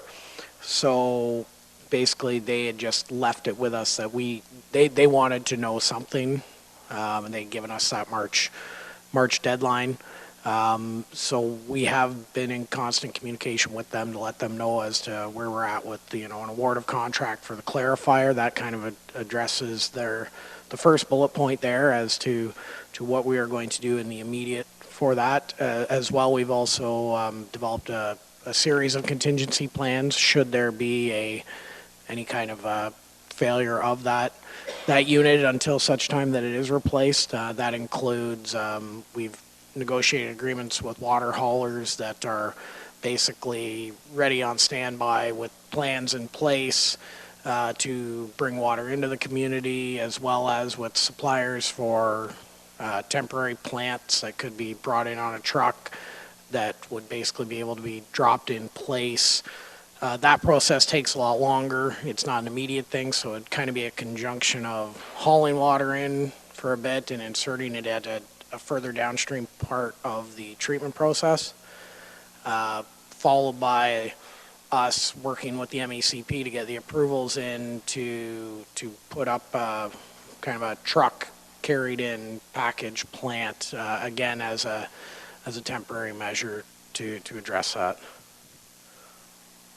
Thank you, Jason. And Madam Chair, so Jason, the reason I ask about the accuracy of the date is usually, compliance dates are usually on business days. The 15th is a Sunday, so that's what just made me ask that question. I'm surprised that they give you a Sunday deadline. In any event, my second question is, I guess, and I think you've alluded to it a little bit in your explanation, can we meet that deadline? Through the chair to Councillor Michelle, yes, and we already, I believe we already have met that. The compliance thing is basically just, they wanted something firm from the county to say that we were prepared, that we weren't just sitting on our hands waiting. That was their main thing, is just to know that we had plans in place to react to a situation should it bring itself forward. Councillor Rabbits. Thank you, Madam Chair. Through you, my question for Jason is with regards to some non-compliance that we've had within this report. And I'm specifically concerned about the overall responsible operator. And I was hoping that we could have just sort of a pulse check on getting that coverage. Contained in the report, it says that we had someone operating with an expired license, or we had one of our operators either not having current certification or we're operating with an expired license. I just kind of wanted to ask you for a brief update on that. I was hoping that we would not have that issue. It's across the board in every single area, and that's something that I think is of paramount concern for this council, to make sure we've got an overall responsible operator maintaining and testing those systems. Through the chair to Councillor Rabbits. That one there, you do notice is in every single one of the compliance reports contained in here. As I dug a little deeper into that, what we did find is during that period, we did have two staff who were acting as the ORO for us, or the overall responsible operator. The primary issue there is what was written physically in the log books was the name of the individual whose certification was in the process of being renewed, not the one who was still there and readily available, but was still in compliance. So at that time, we did have an ORO on staff and available, properly certified. It was more of an issue of the wrong name was written in the logbooks for that month. As to who was the acting ORO at that time. Further to that, currently right now we do have two staff who do actively act as the ORO for our water systems, and right now they're on a rotational schedule, taking turns on that, and we are hopeful that in the future we might be able to increase that complement a little more in order just to provide some extra backup coverage. Columbus. I guess what's important here is the conclusion. At no time in 2019 was there any significant risk to human health, the safety of the county's drinking water supply, or the natural environment. Water operations staff handled all the challenging situations effectively and appropriately. And with that, I will move the recommendation. Thank you very much. Seconder, Councillor Michelle. Any further discussion? And all in favor? Great. Okay, we are back to staff reports now, finally. Page 169, CAO Report 20-05. Eligible mileage reimbursement. Staff. Thanks, Deputy Clerk. Thank you. Through the chair, this report is before you following a request from Budget Committee members for clarification upon eligible mileage expenses for council members. So if you look at the attached policy, which is MCO1, entitled Conferences and Seminar Policy for Council Members, it outlines when a council member may claim mileage. However, the policy does not speak to mileage incurred through constituency visits or travel to and from council meetings. If you further look in the policy, it references the county's overall mileage reimbursement policy for staff, which is HR 09, and that speaks to disallowed travel for employees. However, there is a distinction, and council members are not employees for the corporation. And so what staff are recommending is that the wording in the policy be amended to show that, and amended as follows: that no travel to county buildings located in Simcoe is eligible for reimbursement, except in such cases where the location is the departure or return point related to a conference or seminar, and no council member shall be paid mileage claims related to constituency visits that occur during the period between the close of nominations and the election day in a regular election year. And with that, I am happy to answer questions. Thank you. Any questions? Councillor Michelli. Thank you, Madam Chair. Through you to Stephanie. Stephanie, I wonder if we could add, just for further clarification to the recommendation, and as I think you noted when you were reading it, we need to eliminate the word "it" after "where" in the second line of the first paragraph. But just for further clarification, I'm going to make this friendly suggestion and amendment to the location is the departure or return point related to a conference or seminar or committee meeting, or is the location of a committee meeting. Because there are times when members of council attend committee meetings of Norfolk committees that are held in county buildings, particularly this one. So I'm wondering if we could add that just for further clarification. The advice is yes, if you so choose to move that. My comments on that would be that I think a committee meeting would not stand, as this is not a committee meeting, but no, and thank you, Madam Chair. That's what I'm trying to refer to. Outside of council committee meetings, I'm speaking of council authorized, as an example, perhaps the bylaw appeals committee or those types of committees is what I'm referring to. Yeah, if you would like to move include that, you would. That would be my wish. Thank okay. You. So you're moving that and making an addition. So I guess we need a seconder. Seeing none. Is that a question or a Councillor Rabbit? I have a question. Sure. And I'm willing to second the motion, but I have a question as well. I just wanted a point of clarification for policy MC-01. How do we know if we've followed this rubric, and what are the, how would we be alerted if someone were to go outside these bounds? Would it be when an expense report was submitted, or and then those funds would be denied at that point in time in terms of reimbursement for mileage or for attending a conference or seminar? I think if I get that question answered, I might have another one. Through the chair to Councillor Rabbits and committee, my understanding is yes, that if there's any concern with the submission of the mileage expense form, that it would be either denied or approved for processing at that moment. So when you submit your form, it goes to Megan and in the mayor's office, and she could assist if it's not correct.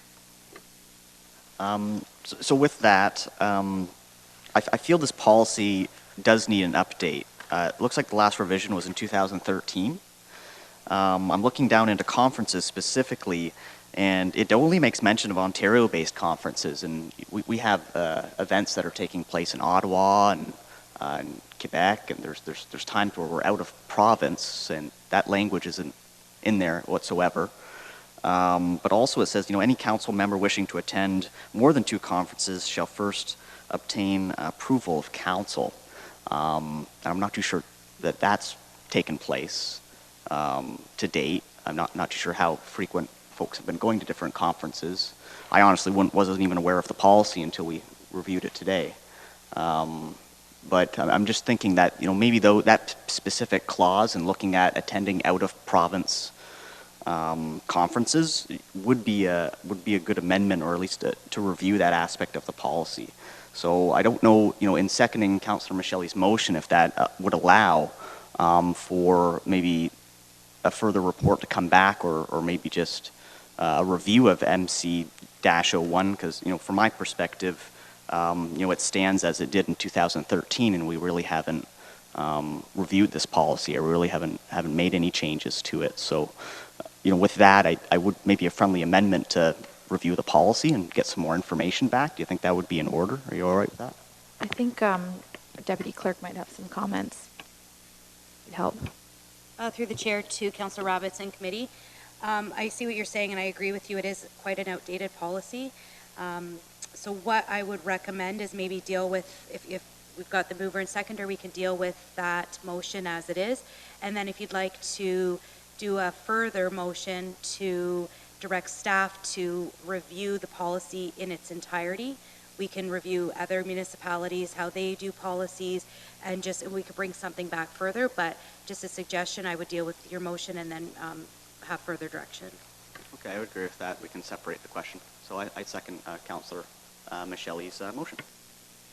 Okay, any further? Councillor Van Passen? I don't know if we need to do anything with this until we as council decide what is the direction and what is the right thing to do. Like, don't send staff out to go and do some work on it when they don't know what it is we're looking for. And I will throw some things out, like, is it right or wrong to pay councillors to drive to a council meeting? Question number one. If you live in Clear Creek in Ward 1, or you run from the office 2 blocks, the one councillor has a 45-minute drive to get here. 2 councillors from Simcoe a little closer. Cortland's quite a ways out. If you lived in Bealton and were the representative of Ward 7, that's quite a little commute from that corner as well. So is it right or is it wrong? And I'm sure you've had this discussion over the years with council, is it a matter of scoring political points, or is it a matter of doing the right thing? And, should you get paid to drive around looking after problems for your own constituents in your own ward? Well, I don't think so. I think that's what you signed up for. But if they send you to a different ward, or you send, like Councillor Michelle has his SWIFT meetings in Woodstock and things like that, I think you're fully entitled to collect mileage for that. You don't get paid extra for that meeting, so at least you should get some money for the gas it takes to get there. And, let's figure out what's right, and then ask our staff to come back with a policy that fits with what is right. Like, we can't just keep amending it, and here's another little tube of lipstick, stick it on the pig and see what it looks like next time. I think my recollection, I could be wrong, of this entire report coming out of a budget meeting was specific to kilometers to come to work.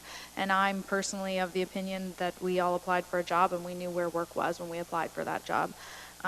I would agree with the option for council members, if they so choose, to apply kilometers and mileage to meetings and so on and so forth. However, the intent of this was for, kilometers to this building to put in your job. So I think we've got a mover and a seconder to amend the language surrounding this mileage reimbursement, and we should jump on that. And then from there, if someone wants to provide some different direction to staff, then I'm with you. But okay, any further comments about the recommendation as amended by Councillor Michelle on page 170? Seeing none, we'll put it to a vote. All those in favor? And that carries. Thanks. Councillor Rabbits, go ahead. And so with that, and further to Councillor Van Passen's point, no, we haven't really had a discussion about what is appropriate and what is not with regards to claiming mileage or travel as a group, and I think that's worthwhile to have that conversation.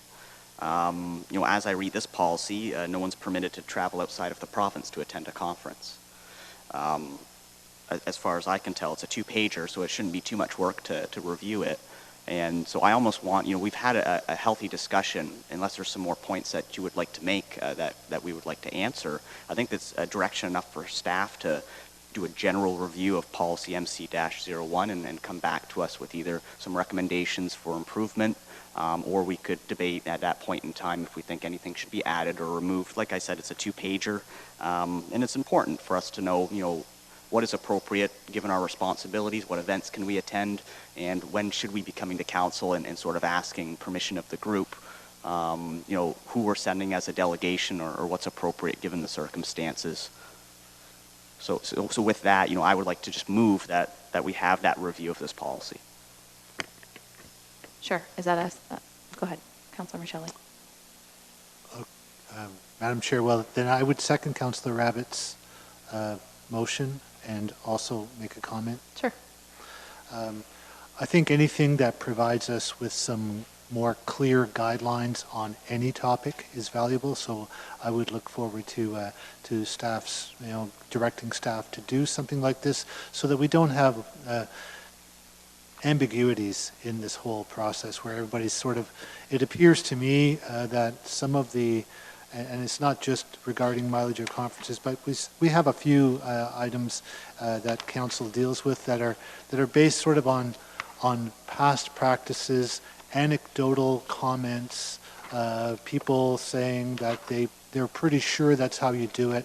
I think clear guidelines on any topic is valuable. Councillor Van Passen. That would have been my point when I was talking before. Like, I don't want to send staff to go review a bylaw and come back to us to say, well, here's the reviewed bylaw. Shouldn't we first give them direction of what we want to see in that bylaw and, make their life a little easier, that they know what they're looking for? Or is it just simpler to say, well, staff recommended it and then we can approve it and not have to give our input and sort of have that honest discussion first?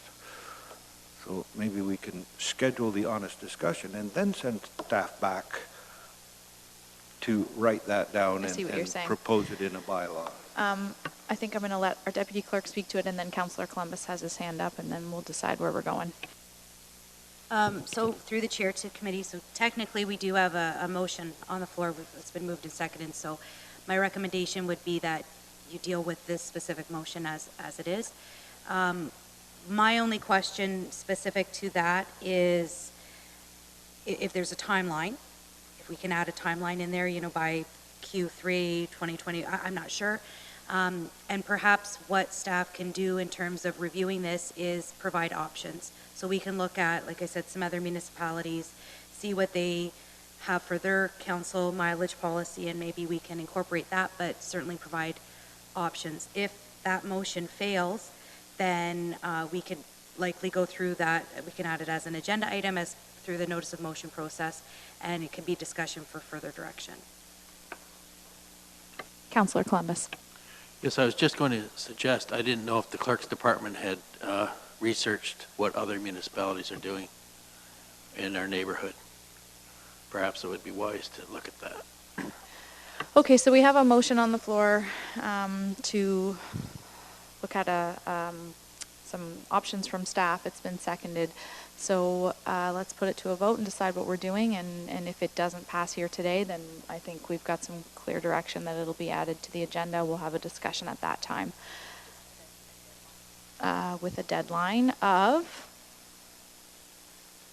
I don't think there's a particular rush for it. Why don't we say Q4 after the summer recess? And that gives us some opportunity. And, I want my colleagues here to feel capable of, if you have a recommendation, send it to staff. If there's something in that policy that you think would be a good option, and if they're coming back to us with options and we want to be specific, rather than sending our staff on sort of a goose chase or being vague with the motion, I do want to provide them some operational flexibility in what they're bringing back to us and looking at other municipalities. But, it's almost, to me, going back to orientation, and it seems like this was missed. I had recently paid out of pocket for a conference to attend an Ontario BIA Association meeting in Toronto, and I discovered at that point in time that we do have a corporate charge card for these types of events. And I wouldn't have known that if I didn't register for the conference first and then find out the relevant information for myself afterwards. So, there's a reason why I think this needs a review, and it's circumstances like that where it's just a simple miscommunication. It's an ambiguity in a policy, and it's something that not all of us necessarily have the information readily available. So I would say if there's something you're looking for in there, I think it's in order to send that over to our clerk, and they'll be coming back now after the summer recess with some more information, and that way when we're into the next cycle and the next year, conferences are likely being booked right up till the end of the year right now. I know a lot of them are already earmarked. We'll be in a better position than we were this year. Okay, we have a mover and a seconder and a motion on the floor. No further discussion. All in favor? That's carried. Thanks. Next up, page 181, FS 20-12, 2020 Delhi and Simcoe Business Improvement Area Budget. Thank you, Chair Chair Martin, and members of council. The report before you tonight is the annual budget report for the Simcoe and Delhi BIAs that we generally present to council around the March time. This year, the requests are relatively unchanged. Simcoe BIA is requesting the same level as last year, and the Delhi BIA is requesting an increase of $350. What we need tonight is council's approval of both budgets, and that will allow our tax area to apply a special levy to the business improvement areas participants so that they receive funding for both to fund their operations for their downtown cores. I just want to let you know that for next year we are looking at presenting this differently so that we can maybe save a report, and we'll hopefully do it when we're doing our annual budgets so that council will approve all the budgets at the same time, and hopefully that will find a little time, a little efficiency also. Great. Any questions to staff? Councillor Columbus? Yes, Kathy, did this impede the sending out the tax notices? Is this a special letter that goes to the business owners, or is it part of their tax bill? It'll be part of their, through the chair to Councillor Columbus, it'll be through their tax bills. So they went out last week, so is that included in here? I believe it'll be included on their next. The next one, okay. Yes. We do fund the BIA. For example, Simcoe BIA, as you know, there's a new bylaw that's been established. So we are working with the Simcoe BIA. They are now doing their own books and accounting, etc. So we are working with them to finalize their year end, and then they will be fully responsible after this year end. So we have flowed them some funds at this point in time because they needed a cash advancement for that.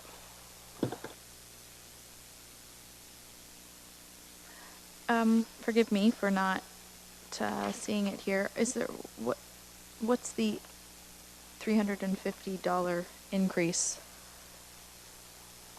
to the budget for? Bookkeeping. Thank you. I guess this is kind of a question I would have had for Mr. Burgess, and I only know this because the Port Dover Board of Trade just had their AGM. And there was some discussion there about those members coming to council and looking to redirect funds now that the tourism department is seeing some changes. And I also wonder if those type of requests can get all put in together so we can make sense of what communities is looking to do, what with what where. Although that has yet to happen. Just a general comment. If he was here, I would have maybe asked him a little bit more. But okay, any further questions to staff? Seeing none, there's a recommendation on page 183. Councillor Columbus. Seconded by Councillor Taylor. All those in favor? And that's carried.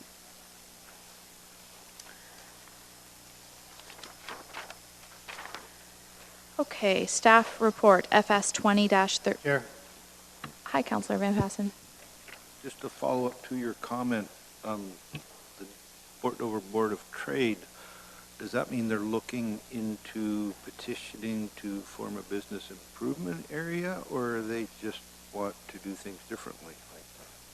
Want to do things differently and have a discussion with the county through tourism and ECDEV before.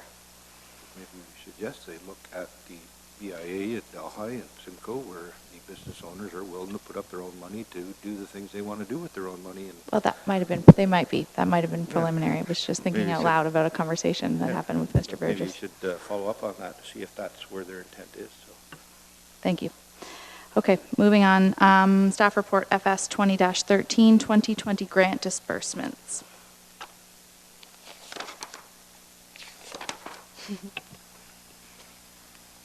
Thank you, Madam Chair. Good evening, committee. I'm presenting this report to you today on the 2020 council grant disbursements based on the council direction provided during the levy budget deliberations. The resolution passed during the deliberation was that staff be directed to present a report with options for grants and services in kind, and further that the grant request criteria be reviewed with the intent of tightening up the application requirements. Since that date, staff have reviewed the county grant policy, the 2020 grant applications, and have discussed a number of service delivery options for administering the grant program and providing services in kind.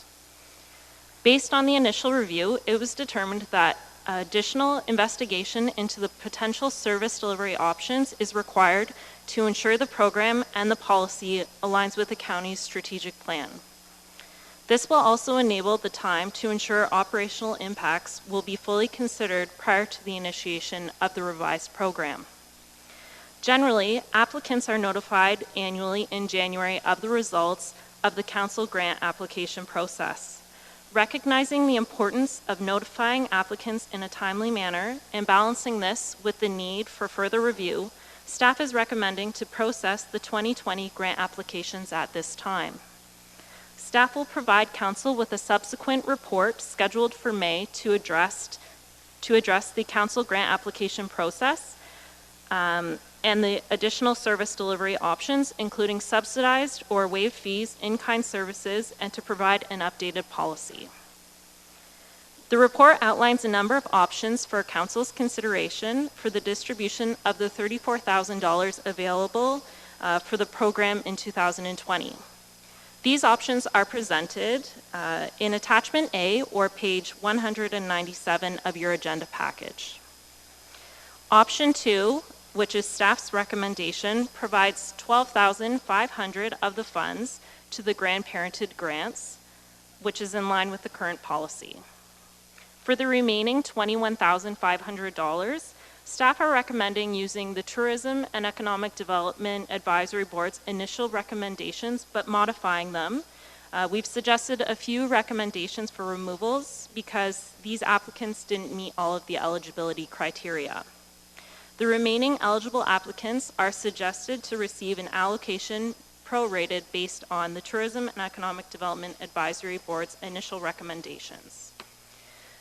This option was recommended as it applied the eligibility criteria included in the current policy and does not differ significantly from the TDAB recommendations. An independent review was also completed by the Financial Services staff. A committee was formed, and it's presented also in Attachment A or Option 3. As you can see, this provided very different results from the recommendations put forth by the TDAB committee. We think this is a reflection of the subjectivity of some of the criteria in the current policy. So at this time, I will open the floor to any questions council has surrounding this report. Thank you.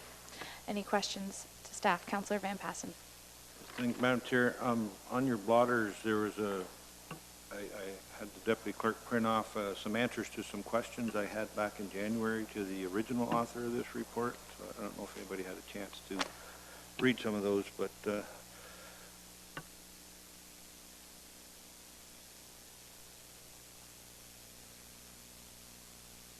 which I think our staff have applied some of those things about who was eligible, not eligible. The terms of reference, yes, under who is eligible and not, which I think is identified in option 2. Any questions to staff? Councillor Taylor? In attachment A, 2020 grant allocation options, at the bottom it has a grandfathered total. I believe that should read grandparented like it does on attachment B.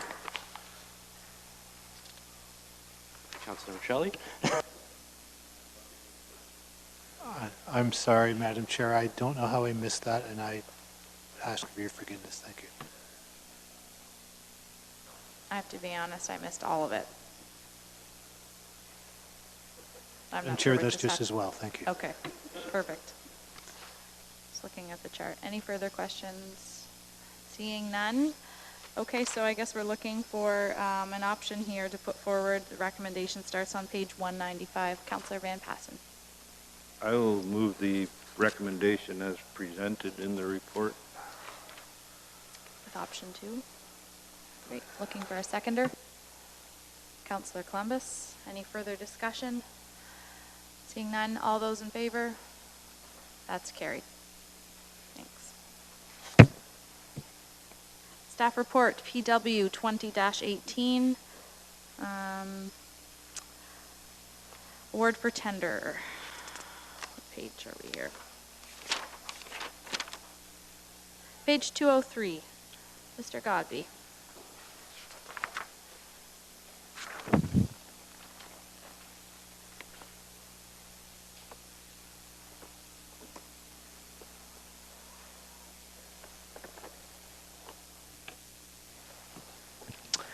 Thank you, Madam Chair. Through you to council, to committee.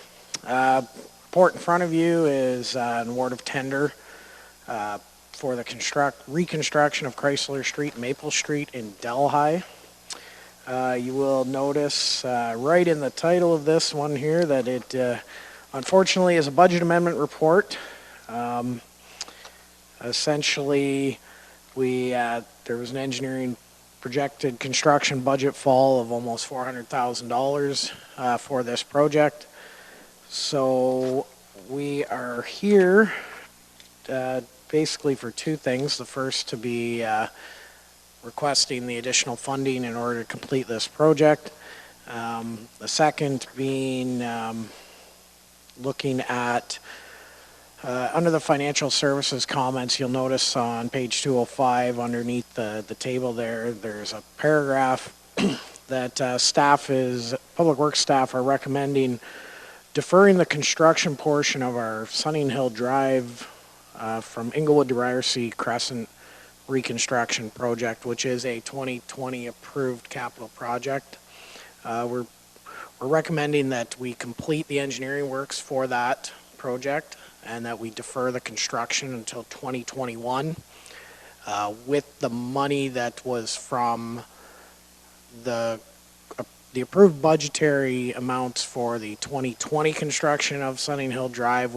Those funds could then be reallocated towards other projects that may have budgetary shortfalls.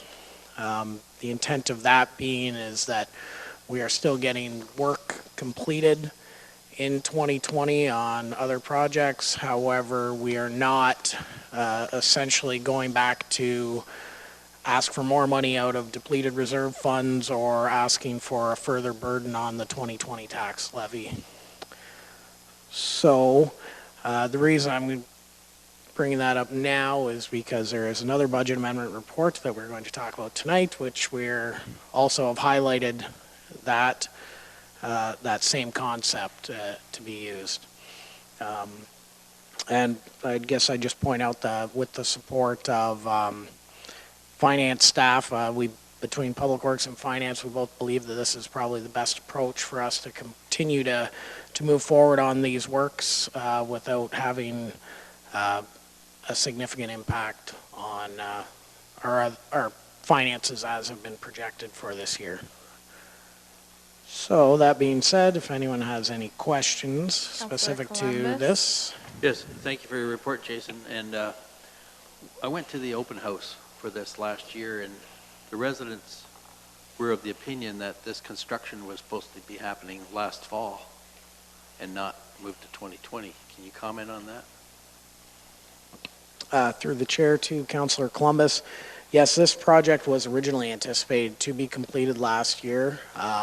With the number of staff turnover that we had and with the general workload that was bulk ended on the later part of 2019, staff at that time chose to defer this project so that we would get it out in 2020 as soon as we can. So as you can see here, we've already had the engineering was done, the tender's been issued, and now we're just looking to get the contractor on board to get started on it. With that, Madam Chair, I'll move the recommendation as printed. Thank you. Seconded by Councillor Taylor. Councillor Rabbits? Thank you. Through you, I just had one question for Jason, and through you. In the report, it does articulate that the staff is recommending to defer the construction portion of the Sunning Hill Drive, Inglewood to Ryerson Road and Port Dover capital project in the amount of $1,930,000. And I noticed that was in both reports. It's in the subsequent one, or the one that we're going to deal with right after that. Am I to understand that we're not approving that twice? Does it need to be in the wording of the motion? Because I did notice that it appeared in both reports, and I didn't know if that was a redundancy or an error. But I want to make sure that if it does need to be contained within the motion, that's the direction that we're giving here. Through the chair to Councillor Rabbits, by approving this, I guess we're looking at the fact that you're approving the concept in general, that this is what we're going to do with this project. It would be contained in both the reports because as part of the budget amendment process, I guess you'd be taking a bit of the money from this one and applying it to the Chrysler project, and a bit of the money from Sunning Hill to apply to the bridge project, which is coming up in a couple of reports here. So that's why it's a one-time and done on our side, but the main thing is we wanted it to be transparent that that's what we were doing with those funds from that project. It's in both reports because we're taking the original budgeted amount from Sunning Hill to Inglewood and Ryerson for both of the budget amendments. For both of these budget amendments for both of these projects. Thank you for that clarification. And I did want to cut you a little bit of slack here, Jason. This is in a 10-year capital plan. In the conclusion of the report, it does mention that the budget was set 10 years ago.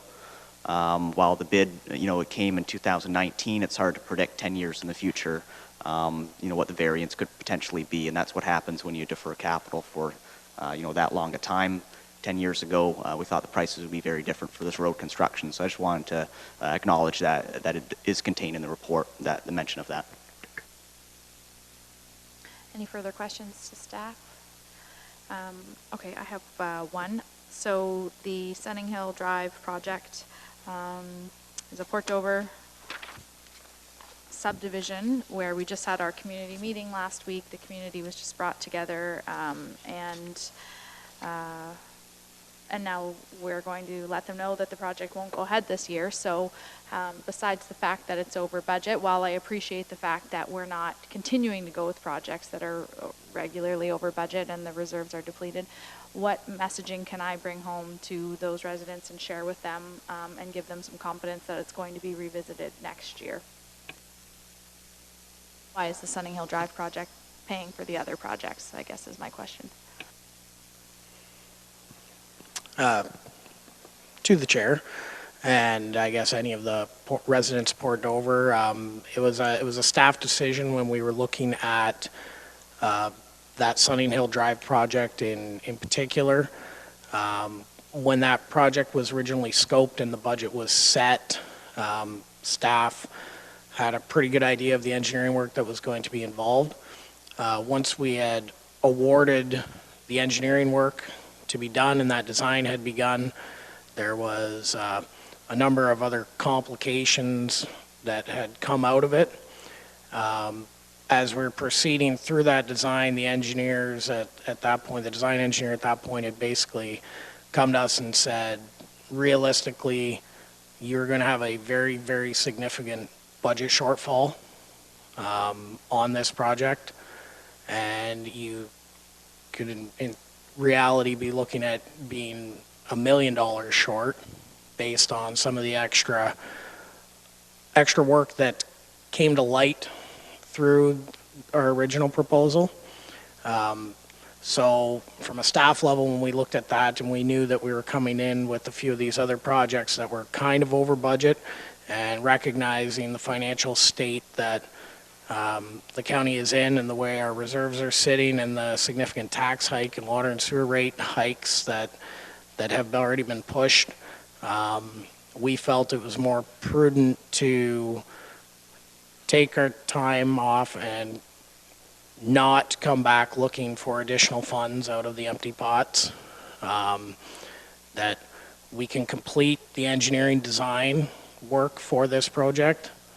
We will bring it back in the 2021 capital plan with an accurate construction budget, and with the hopes that at that point we'll be able to tender it for one of the first projects out the door, because everything else is in place, and that we will get that work completed subject to council approval in 2021. Perfect. Thank you very much. Okay, we have a motion on the floor, moved by Councillor Columbus, seconded by Councillor Taylor. Any further comments? Okay. That staff report PW 20-18, award of tender for PWE 1969 Chrysler Street and Maple Avenue reconstruction in Delhi be received as information, and that a bylaw be prepared authorizing the General Manager of Public Works to execute a contract with the firm of R.F. Elmis Company Limited for tender PWE 1969 in the amount of $1,280,707.12, and further that the approved 2020 capital budget be amended as outlined within the report PW 20-18. All those in favor? Carried. Staff report PW 20-19, award of contract for Kent Street reconstruction. Thank you, Madam Chair. Through you to Council. Staff report PW 20-19 is a standard award of contract for the Kent Street reconstruction in Simcoe. This one is not a budget amendment.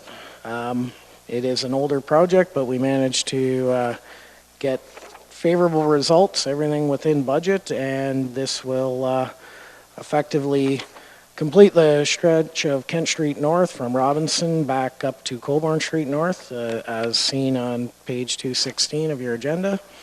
And if you have any questions on that, I will gladly answer them. Any questions? Seeing none.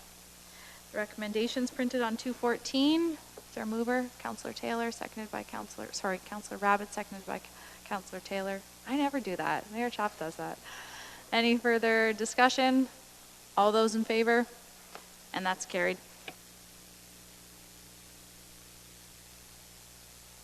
All right. Staff report PW 2020, award of tender, bridge replacement on Wyndham Road 19. Thank you, Madam Chair. Staff report PW 2020 is for the award of tender. This one is budget amendment for the replacement of the bridge, which we call the Side Road Lot 22 bridge on Wyndham Road 19. Essentially, the background on this is we had an EA that was completed in 2017. This project was originally slated to be done last year, but due to some other priority items that came up, it was pushed and rebudgeted for the 2020 capital. Tied to this is, along with the recommendations for this, is that we adjust the speed limit on the approaches up to this bridge as well. I don't know if anyone's that familiar with the road. It is kind of windy down through there. You can see on our attachment, it looks like that starts on page 223. There's various photos of the area and the old bridge that is currently in place. It has a significant weight restriction on it. It is a single-lane bridge, and the proposal is to replace that structure. And again, this is one that I believe was to also be financed partially through the shifting of funds from the Sunning Hill project. If there's any other questions? Councillor Van Passen, then Councillor Columbus, and Councillor Michelli. I'm just glad the mayor's not here to see the Pony Trust Bridge getting knocked down and replaced by a two-lane bridge, because I hear she doesn't like that. She's going to watch this and come back no, I to that. just want to make the comment that I appreciate the fact, and I feel sorry for the people in Sunning Hill Drive, but that staff has taken the initiative right up front to say we're already over budget on a couple, we're not expecting great results on the others, so let's cancel something right early so that we don't have to. I think last year there was one day we approved about $1.5 million of budget amendments to come out of a reserve that we didn't have to finish road work that should have been done a long time ago, and at least now we're getting it all up front and getting it dealt with. And yeah, you'll have to go apologize to your constituents in Dover that your job's getting put off, but I'm glad that staff have sort of nipped this in the bud and not delay the pain until later. So, and with that said, I would move the recommendation. Councillor Columbus? Yes, I would second that. And Councillor Michelli. Oh, sorry. Oh. My apologies. Go ahead. Just a comment to Jason. There's some vegetable farmers in the area that use that bridge. I know there's been load limits on it because one time I had a bus tour and we had to unload everybody off the bus at the one side of the bridge so the bus could ride over, and then they got back on because we couldn't get turned around. But anyway, what about the farming community with respect to hauling vegetables with tractors and wagons and behind pickup trucks back to their packing houses? Are you going to meet with them to discuss when the best time is to look after this? Or when do you think this project will be scheduled? Through the chair to Councillor Columbus, you do bring up some good points that I unfortunately this evening don't have answers for, but I can definitely get some more information. If we know that we are proceeding with this project, I know that we can have staff and the engineer meet to discuss timing. Some of that may be very limited depending on if we get into in-water works and what permits, as we've all learned about tonight, could be required and what limitations they may put on that. But it's something that definitely we can do some additional consultation with a few of those big operations that are in that area. Perhaps I can meet with you sometime in the near future to discuss who those people would be. Yep. Okay, thanks. Councillor Michelli? Thank you, Madam Chair. Through you to Jason. Jason, this project was approved in 2017, I believe, and just asking for a little bit of history, if you have it. Was there a specific that you were able to illustrate a specific rationale for? And again, in a way, I do kind of wish the mayor was here to, because I know she would have some questions about this. But was there a specific rationale for the decision by the engineering firm to recommend a two-lane bridge as opposed to the one-lane bridge that it's replacing?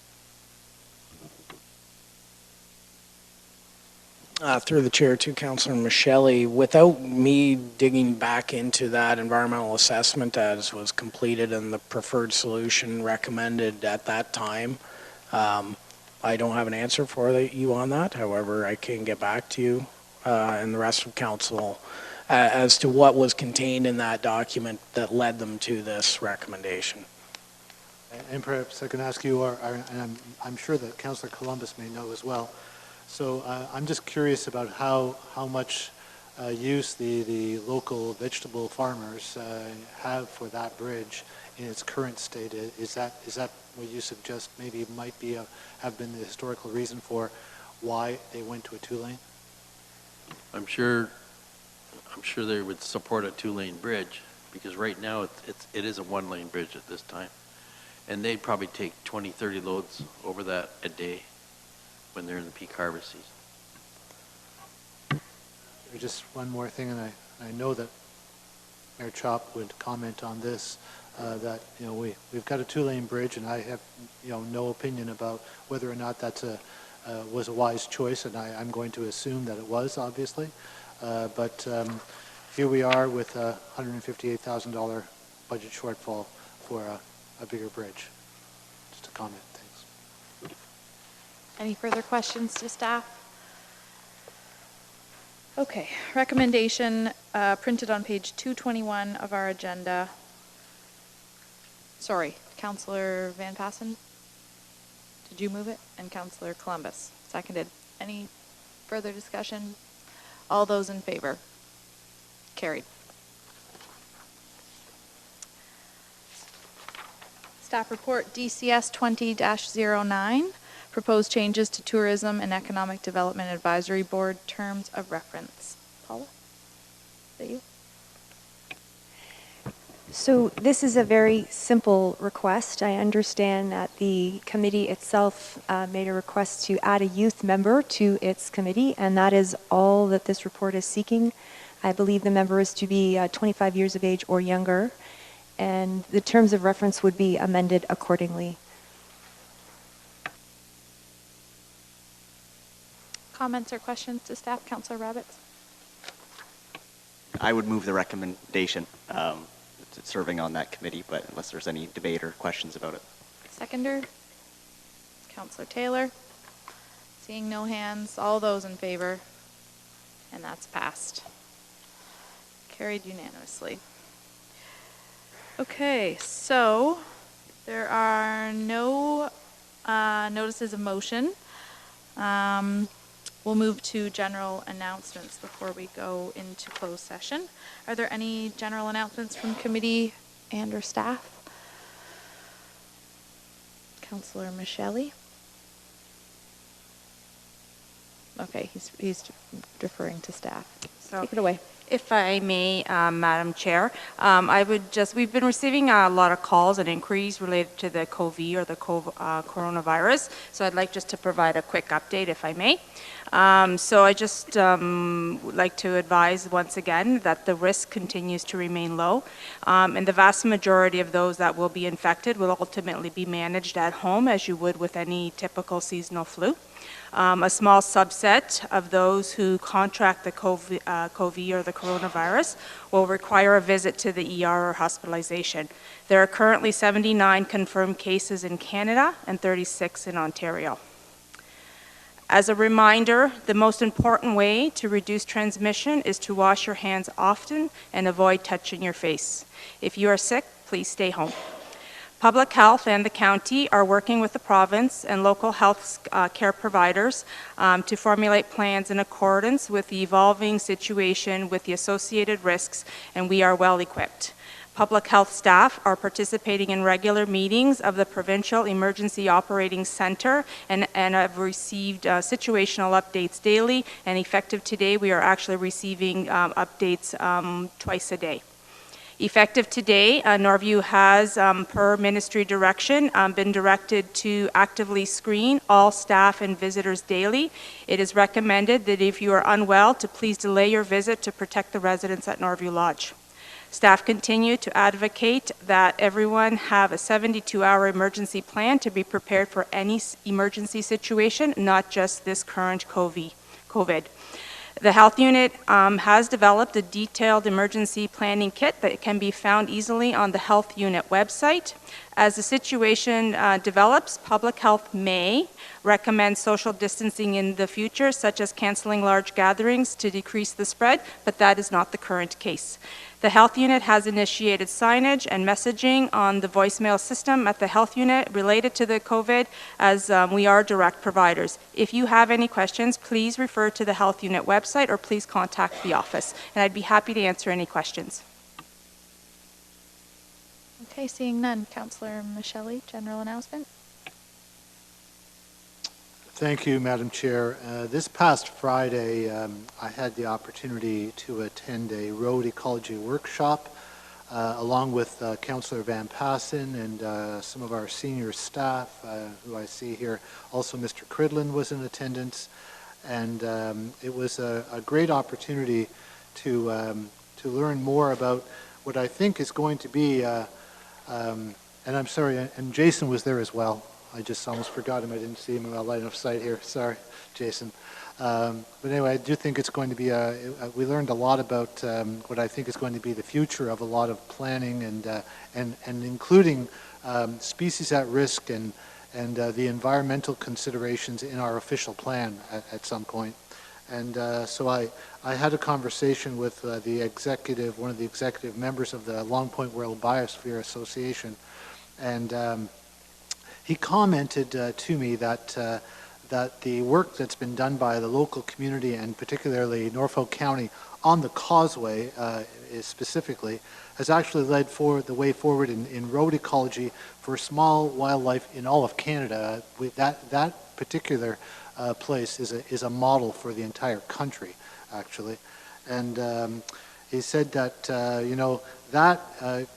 coupled with the fact that the project was so successful in reducing, as I think we all know, the reptile mortality rate of particularly turtles by over 80% is something that we should be very thankful for. And he suggested to me that Norfolk County doesn't give proper recognition to all of the extensive and the groundbreaking conservation work that we do here in Norfolk County.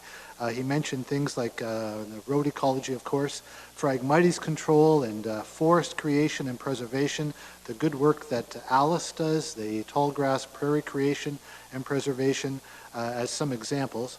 And he kind of further mentioned to me that it's almost ironic that Environment Canada recognizes this community's commitment to conservation when it actually chose part of Norfolk to be one of its 11 priority places for conservation planning in Canada, and is actually the only such place in all of Ontario.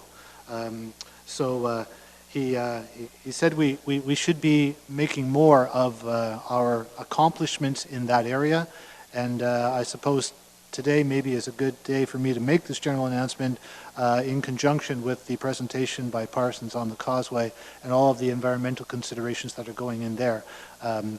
Norfolk County is a leader and a model for this type of project. So I just wanted to mention how we should all be proud of that. Thank you. Any other general announcements? Mr. Godbey?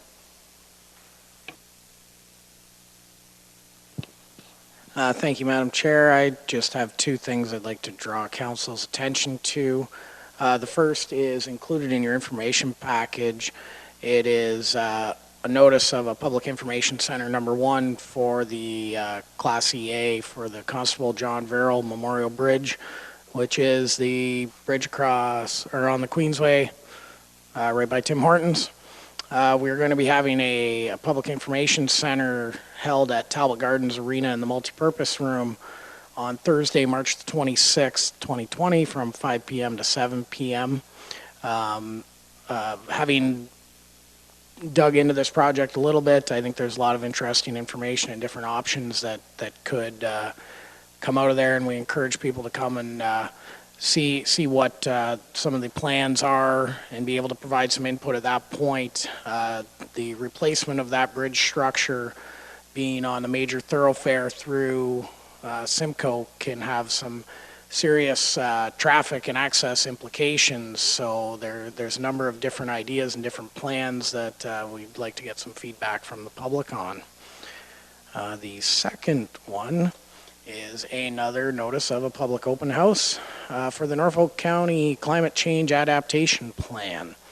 There are currently 3 locations and dates that have been scheduled. The first is on March the 19th at the Port Dover Community Center in the Lions Den Room from 6 p.m. to 7:30 p.m. The second at the Delhi District Secondary School in the library on March the 26th from 6 p.m. to 7:30 p.m. And the third being in the Port Rowan Community Center on March the 27th from 6 p.m. to 7:30 p.m. These notices will also be put in our coordinated advertising in the newspapers, and I believe they will be made available on the website for those who didn't quite get those dates and times jotted down that quickly.